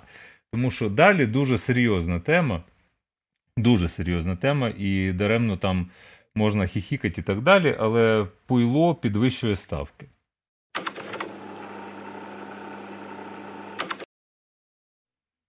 Чому серйозна тема? Тепер поясню. Путін пригрозив, що в разі відправлення військ НАТО в Україну на Альянс чекатимуть трагічні наслідки. Тепер наслідки для можливих інтервентів будуть набагато трагічнішими. Він так само, ясна річ, що хвалився тою зброєю, яку він на мультиках показував багато років тому. Ясна річ, що він би нічого нового не вигадав. Сказав, що стратегічні ядерні сили Російської Федерації у стані повної готовності до застосування. Також, за його словами, в бою вже застосовувався ударний гіперзвуковий комплекс морського базування «Циркон», той, що двічі прилітав в Київ, зокрема на Одеську площу, якщо не помиляюся. Диктатор додав, що зараз в Росії закінчується випробування крилатої ракети необмеженої дальності «Бурєвєснік». Видає бажане за дійсне, тому що вона зазнала неодноразової катастрофи і радіоактивного ураження. Проте і безпілотного підводного апарату «Посейдон». Теж все привіт з минулого, все було на мультиках. У війська поставлені перші серійні важкі балістичні ракети «Сармат». Бреше, бо вони досі не пройшли випробування. Вони тільки муляж «Сармата» тягають на автівках по Росії з речовкою на Вашингтон, якщо б хтось цікавився. Але це не значить, що загрози немає. І ми скоро продемонструємо їх у районах базування на бойовому чергуванні. Ще раз. Ми скоро продемонструємо їх у районах базування на бойовому чергуванні. Це мало відрізняється від муляжа на автівках з картону. Продемонструють, припускаємо. Путін традиційно повторив брехню про те, що ми не починали цю війну на Донбасі. І вкотре заявив, що російські окупанти зроблять усе, щоб її закінчити, викорінити нацизм, вирішити всі завдання так званої СВО. І дивіться, тут є важливий момент. Путін, якщо раніше про застосування ядерної зброї, я не знаю яких очей, зранку або вночі писав Медведєв, то тепер Путін це виголошує. Тобто це він вербалізує, що ми будемо застосовувати ядерну зброю. Чому сьогоднішня обкладинка цього етеру, вона звучить як або Україна, або ядерка? Тому що він прямо говорить світовій спільноті. Це не значить, що треба скласти лапки перед Путіним. Або віддайте мені Україну, не лізьте, перепиніть постачати зброю, я її заберу, або я по вас гепну ядерною зброєю. От вона в мене є. Тобто це пряма загроза. Хочу нагадати, що можна так ставитися зневажливо. Путін сказав, підвищив ставки. Це остання ставка, насправді. Остання найвища ставка. Тому що все, що говорив Путін на Мюнхенській конференції в 2007 році, нагадаю, Мюнхенська безпекова конференція, коли він оголосив свій план дій на наступні десятиліття. Він все реалізовує відповідно до того плану. І тому це його ставка висока. Тобто він хоче, щоб Захід злякався. Не хочу говорити колективний Захід, бо це якраз наратив росіянський. Але це він прямо говорить: залиште мені Україну, або я застосую ядерну зброю. Що може бути після цього? Ну там йому відповіді сьогодні насипали. І не одну. Але до цього треба ставитися серйозно. Я от зараз зовсім не жартую. Що це означає? Це не означає здавати позиції, сісти, зажуритися. Це означає, що Путіну треба відкрутити голову і скрутити взагалі його в гамівну сорочку. І це може зробити тільки світ. Гуртом. Україна цього самотужки зробити за великим рахунком не може. Хоча ми можливості України ще й не знаємо до кінця. Подивитися від 24 лютого 2022 року, як їм надавали люлей під Києвом і далі. Що у нас було стільки західної зброї? Не було. Так що я тут не буду передбачати майбутнє, гратися в міні Арестовича і ще в щось. Світана, Жадана і так далі. Не Жадана, а як його, Жданова. Жадан – це інша людина, яка не робить прогнозів. То я не буду. Ну, в принципі, це сенсу немає. Але до цього ставитися, ну, ви ж знаєте, що таке SWOT-аналіз. Знаєш же, Назар, що таке SWOT-аналіз? Знаєш. Ділимо, ну, найпростіший SWOT-аналіз, ділимо аркуш на дві частини, і отут виписуємо ризики, а тут бажану перспективу. Все. А головне – виписати ризики. А бажану перспективу, які ресурси задіяти. SWOT-аналіз, він, в принципі, ділиться на 4 частини. І це просто елементарне стратегічне планування. Так от, Путін собі сьогодні сказав те, що він мав сказати. Це його останнє слово. Насправді. Ставки вище вже піднімати нема куди. Він сказав, або так, або кінець цивілізації. Це пряма мова Путіна сьогодні. У мене доповідь стосовно цього все.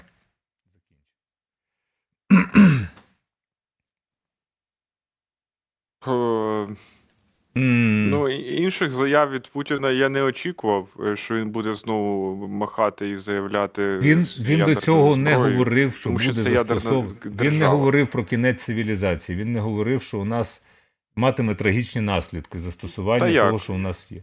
Не говорив ніколи. Натякав, але не говорив. Дивись, він же ж сказав, нащо нам такий світ, в якому не буде Росії. Це Так. що значить? Це ж він давненько вже таке сказав. Це значить, що коли він помре, то Росії, красивої Росії там, або щасливої Росії майбутнього не буде. І тут він перетинається з усіма своїми опонентами, якого там не можуть поховати по-людськи. Але це не, ну, у нас не в порядку денному, ти там згадував про Навальну, Юлю і так далі. Ну тут дивись, тут є ще інтерв'ю та президентки Європарламенту. Ну, і там про Навальну згадують все одно. Ясна річ, що згадують. Ну, як ти, ну дивись, дитина в тебе, ну в тебе немає дітей там, дитина в тебе, дитина це дитина. І європейці для нас виглядають, ну, їхня поведінка трохи дитяча, вона інфантильна. Дитина звикла, що їй щодня мама або тата там по дорозі в дитячий садочок або з дитячого садочку купує чупа-чупс. І в принципі, от настає день, коли чупа-чупс не купується. І дитина починає це, ну ну купи чупа-чупс. А мама каже, ну слухай, ти ж подорослішала, вже не час на чупа-чупс, досить смоктати. Так те ми саме можемо сказати Європі, досить смоктати. Вони поки що не припинили смоктати, обсмоктувати оцей от людяник, який називається російська опозиція, прекрасна Росія будущого. Ну і тому Мацола, ясна річ, що вона, а що вона може інше сказати? Хоча вона теж мала свій цивілізаційний шлях від скептичних поглядів до прогресивних, і вона безмежно підтримує Україну, але це не робить її менше дитиною, ніж нам хотілося. Те, про що ми постійно наголошували, що Путін насправді не є легітимним президентом і взагалі це не президент. Так, от, так, і в цьому інфантильність вони тільки зараз доперли. Пряма мова Мацоли, давайте. Перейдемо до майбутніх березневих виборів у Росії. Юлія Навальна закликала Євросоюз не визнавати їх результати. Так було у 2020 році з Олександром Лукашенком, коли Європарламент не визнав його президентом Білорусі. Чи можлива така реакція на ймовірну перемогу Володимира Путіна, зважаючи на смерть Олексія Навального, а також організацію голосування на тимчасово окупованих територіях України? По-перше, смерть Олексія Навального – це жахливо. Це дає чітке розуміння того, що у теперішній Росії неможлива жодна опозиція. І навіть реакція, яку ми спостерігаємо після його смерті, обурення та придушення російською владою будь-кого, хто висловлює таке обурення, є для нас показником того, в якій ситуації наразі є Росія. Вона абсолютно відповідає тому, що ми б ніколи не визнали результатів майбутніх виборів у Росії. 2024 рік – рік виборів, і коли ми дивимося на вибори, які відбуваються у багатьох країнах світу, численні демократичні вибори, то те, що відбувається в Росії, і те, що, як стверджується, відбувається на окупованих територіях України, точно не є демократичним.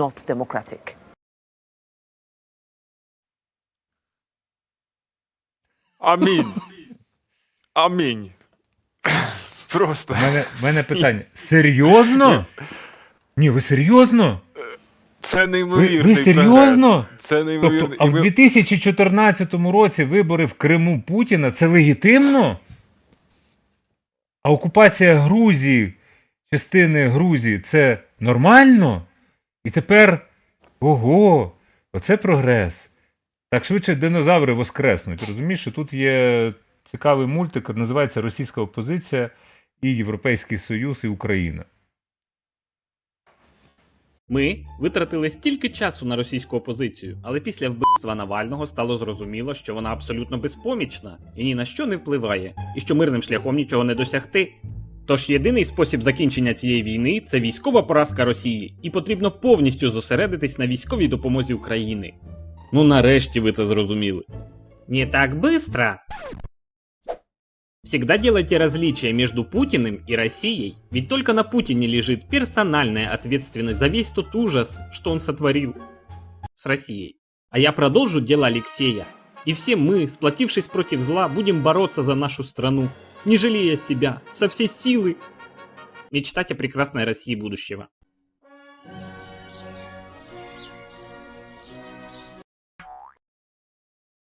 Тобто ви продовжите збирати фінансову підтримку і нічого не робити, так?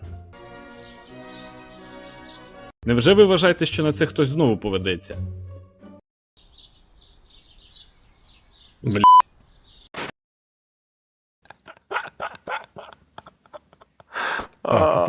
Тепер теж я зараз буду пришвидшувати темп, тому що у нас ще 2 розділи. Ну там треба по цих темах пройтися, бо вони теж складова дня важлива. Для того, щоб ми розуміли, що всі наші, нам теж інфантилізм треба з ним прощатися, наївність і так далі, бо наші партнери, 2 ключових партнерів, Сполучені Штати і Польща, повернулися до нас з ракою, якщо м'яко кажучи. Але, окрім іншого, сьогодні, 29 лютого, з космодрому Восточний в Російській Федерації відбувся запуск іранського супутника за допомогою російської ракети-носія. Про це повідомляє іранське інформаційне агентство ТАН-7. Іранські космічні технології наближають Тегеран до можливостей міжконтинентальних балістичних ракет. Іран у співпраці з Російською Федерацією планує запустити в космос 2 супутники. Вітаю! Вітаю! Це треба показувати конгресменам, тобто в Палаті представників, Майку Джонсону. Так. Окрім іншого, далі відбувся успішний запуск цієї ракети, вона вивела такий супутник, я думав, що вона десь гепне. Ні. Абсолютно. Росія зупиняє експорт бензину. Що? Продовжуй. Я просто хочу зауважити, що це Іран, який наближається до створення ядерної зброї. Так, це одна з версій інформації про те, що він наближається. Так. Поки не продемонстровано. Тому що в Іракові вже була хімічна зброя, яку не знайшли в результаті повалення Саддама Гусейна. Але це мусувалося дуже тривалий час. Я просто зауважу, я ні на що не натякаю. Поки що у Ірану немає ядерної зброї. Так само, можливо, немає в Північної Кореї. Але випробування вони роблять і намагаються будь-який спосіб здобути ядерні технології, ядерну зброю. Тим часом Росія зупиняє експорт бензину на півроку після пожеж на нафтопереробних заводах. Рішення ухвалили після того, як протягом січня-лютого були атаковані близько 10 заводів та нафтобаз в Російській Федерації. Офіційно спецслужби не беруть відповідальність за атаки, проте такі інциденти будуть продовжуватися, каже речник ГУР Андрій Юсов. І про реакції на всі, ну тобто обмін заявами. Там Макрона обговорювали жваво, що до чого, що це означає. Так от президент Франції Еммануель Макрон наголошує, що його позиція щодо можливості введення західних військ в Україну є зваженою та продуманою. Ще раз, це цитата. Про це він заявив в кулуарах урочистого відкриття Олімпійського селища в Сан-Сен-Дені, регіон Великий Париж, передає Укрінформ з посиланням на Le Monde. І далі пряма цитата повністю. Кожне слово, яке я вимовляю на цю тему, є зваженим, продуманим і виваженим, наголосив Макрон, однак відмовився від геополітичних коментарів, заявивши, що Олімпійське селище не місце для цього. Бачу, у нього поки що спорт поза політикою. І ще одна інформація сьогоднішнього дня, декого вона може надихати, а тут важливо все ж таки бути точним в дефініціях. Європарламент переважною більшістю голосів ухвалив резолюцію, в якій закликає держави ЄС підтримувати Україну зброєю у необхідних обсягах до перемоги. За проголосував 451 депутат, проти 46, 49 утрималося. Передає в четвер, 29 лютого, прес-служба Європарламенту. Але що таке резолюція? Зазначимо, резолюція є декларативним, а не юридично зобов'язуючим документом. Тобто це як Будапештський меморандум. Резолюція. Давайте дамо Україні зброю. Давайте! Оце от узагальнення, коли, знаєш, свого часу на Громадському, коли була велика їдальня, і всі там засідали, їли, і не якась, а досить конкретно Настя Станко казала: «Хтось помийте посуд!» І тікали, вона виходила. І всі виходили. Хтось, а не було, який миє посуд.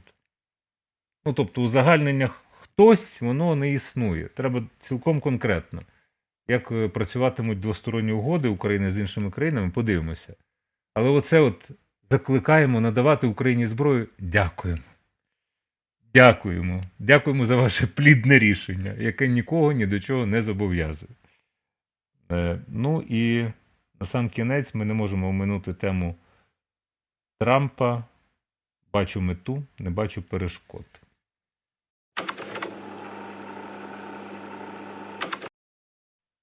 Тут у нього, значить, є такий Майк Джонсон. Ти знаєш, хто це? Угу. Це очільник Палати представників. Спікер Палати представників. Так, все решта там по Трампу так само і з боку Байдена. От вони поборюють один одного, бо у них президентські вибори. Правда, Байден трошки старший за Трампа, м'яко кажучи. А тут кожна хвилина на рахунку. Так от, ці наполягають, щоб вони спочатку, зараз вони подовжать бюджет, потім мають ухвалити рішення по кордону, на чому наполягає Майк Джонсон, хоча його уже хто тільки не просив в світі проголосувати допомогу Україні, Ізраїлю і Тайваню. Нагадаю, що не лише Україна на гачку, Ізраїль і Тайвань, але ми думаємо, що ми в центрі уваги, 60 мільярдів, там уже не 60, правда, але кожна копійка дорога, і на цьому, значить, і про Пентагон згадаємо. Так от, Майка Джонсона, значить, запитують про те, а що ж з цим фінансуванням, яке затягується, і Майк Джонсон сказав, що воно буде ухвалено в необхідний момент, а в який, що таке необхідний момент, я погано розумію. Знову таки, голос Америки і пряма мова Майка Джонсона. of Parliament of Europe, they calling on you to pass aid to Ukraine. Do you have any answer to them? The House is looking at all available options right now, and we'll address that as soon as the government responds. Ось і все, і тут пишуть, принаймні Байдену... тут не йде по телефону, не говорить, вдаючи це, між іншим, це нормальний хід, типу, ой, вибачте, в мене дзвінок, Це так слуги роблять, не тільки слуги, народні депутати або якісь чиновники. Ну, тут Світлана Сірко, мені подобається критично. А Байдену, CNN сьогодні вже написав, що у Байдена зараз 4,2 мільярди. Теж Джонсон винуватий в тому, що Байден ці гроші заникав. Так Байден профукав ленд-ліз. І Україна теж його профукала. Але тим часом на тлі зволікань Конгресу Пентагон вивчає останній варіант надання допомоги Україні, ну це CNN і повідомляє. Оборонне відомство все ще має в своєму розпорядженні близько 4 мільярдів доларів для України, що дозволяє Пентагону залучати з власних запасів військову техніку для Києва. Але, як пише CNN, Пентагон раніше не бажав витрачати будь-яку частину цих грошей без гарантії, що вони будуть відшкодовані. Бо взяття із запасів Міноборони без плану поповнення обладнання може вплинути на готовність військ США. Жодних рішень поки що не ухвалили. Ось вам і відповідь, пані Світлано. Тим часом Трамп запросив до себе Орбана в гості. На груповушку. Якою метою? І куди? Орбан, його друг, взагалі, він його так часто згадує, путає з президентом Туреччини навіть. Ну не і знаю, що? Ну, з того слухай. вийде. Ще раз, нам треба дорослішати і сприймати світ без рожевих поні, які какають веселкою. Все, на цьому ставимо крапку і розуміємо, що специфічна польська пшиязнь. Далі поясню, що таке пшиязнь.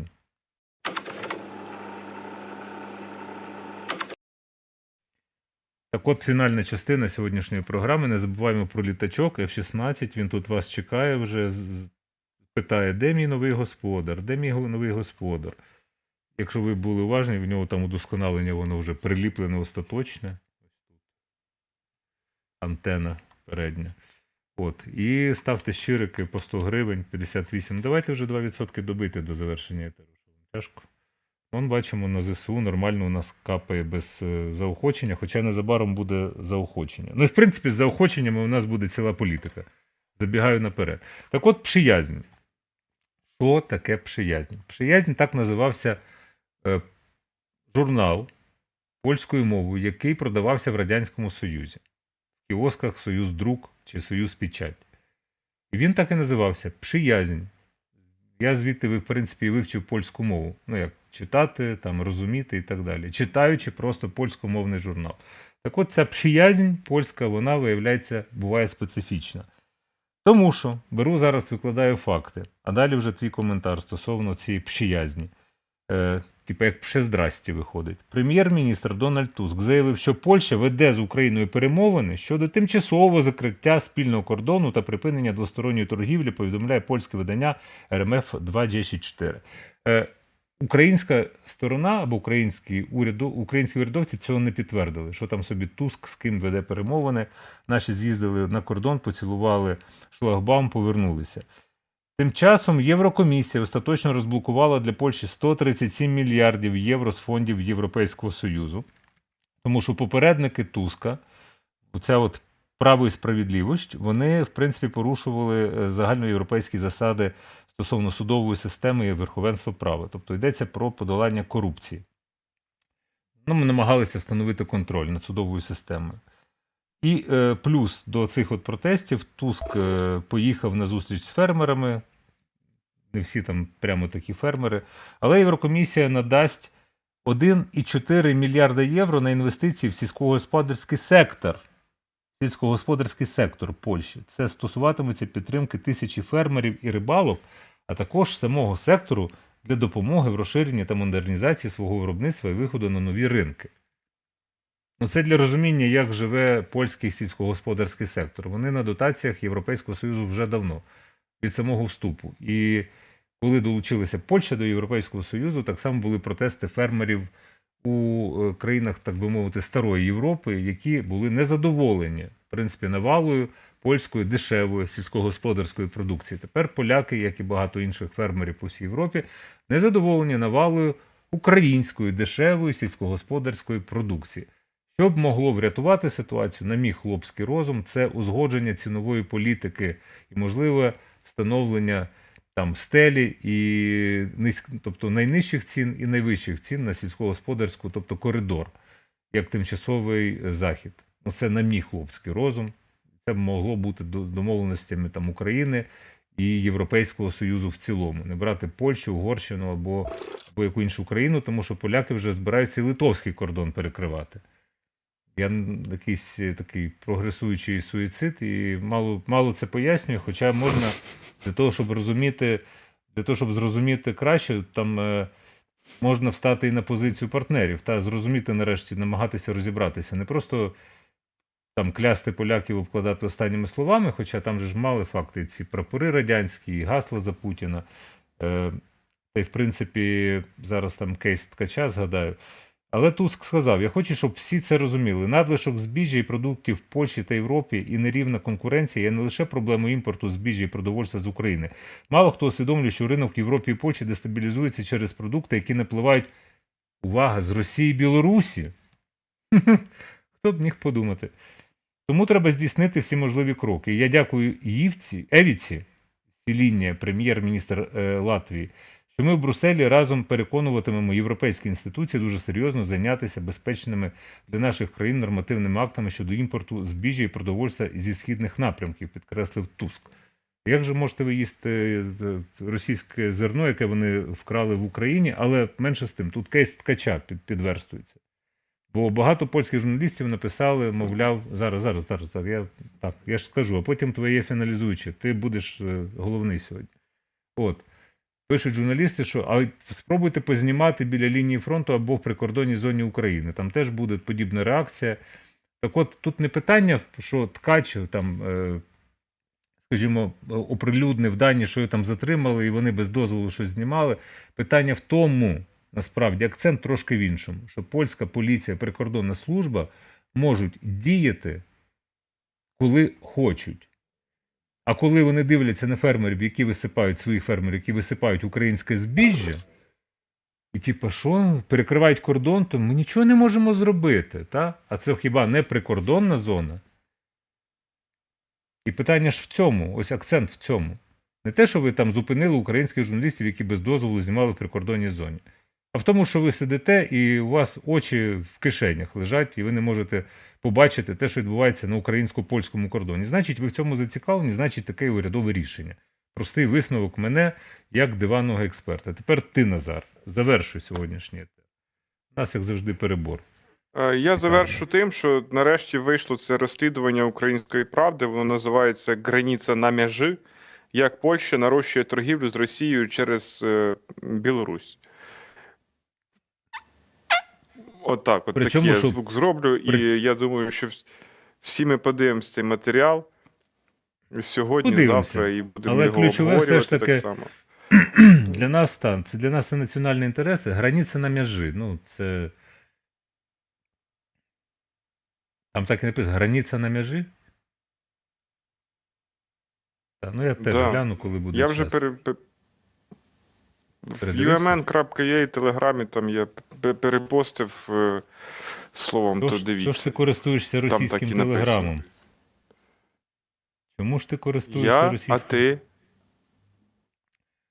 Давай не користуватися. Ти знов свої правокашки закидаєш зараз проти мене, оце, да? То границя, то по-польськи, на межі, то по-білоруськи, те саме межа, тобто кордон. І те, тобто кордон на кордоні, в перекладі, якщо так дослівно. Я бачу, так.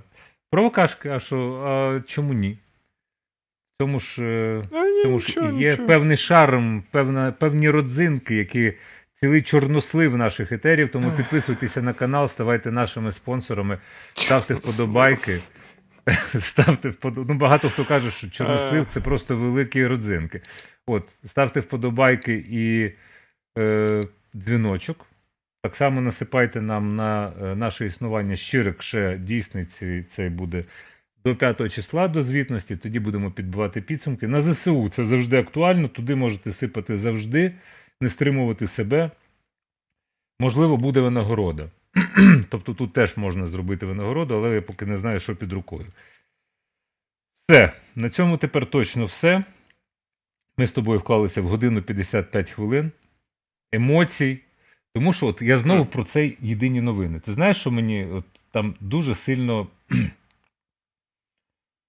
неприємно? Тому що якщо розпакувати банку з оселедцями, слабосолоними в прянощах, то вони будуть емоційнішими за ведучих, таку як Анастасія Даугалі або якийсь Пупков. В них емоцій нуль на обличчі. Вони тупо, як відморожені, читають. Вони свіжоморожений хек. Вони читають оці новини з суфлера з кам'яним обличчям. І продовжуємо наш випуск. Те-те-те. І слава Україні. Не так треба казати слава Україні. Дурні. Назар зараз покаже, як треба казати. Словом, І не можна так, Рома. Назар там щось покаже, чи ти там щось покаже. Та ну що, я маю на увазі, що це має бути... Давай, сьогодні у нас буде перерва в цьому, не щоб ми треба не піськами влаштовували тут це. мірятись, чесно. Все. Тому Якими? що В слава них нема Україні пісьок. це сакральні слова, насправді. Правильно. І тому ми сьогодні не знаю, що в них там є. будемо з цього приводу мовчати, для того, щоб не спекулювати. Потренуємося добу, до завтра. Ходіть здорові, спіть сухенькі.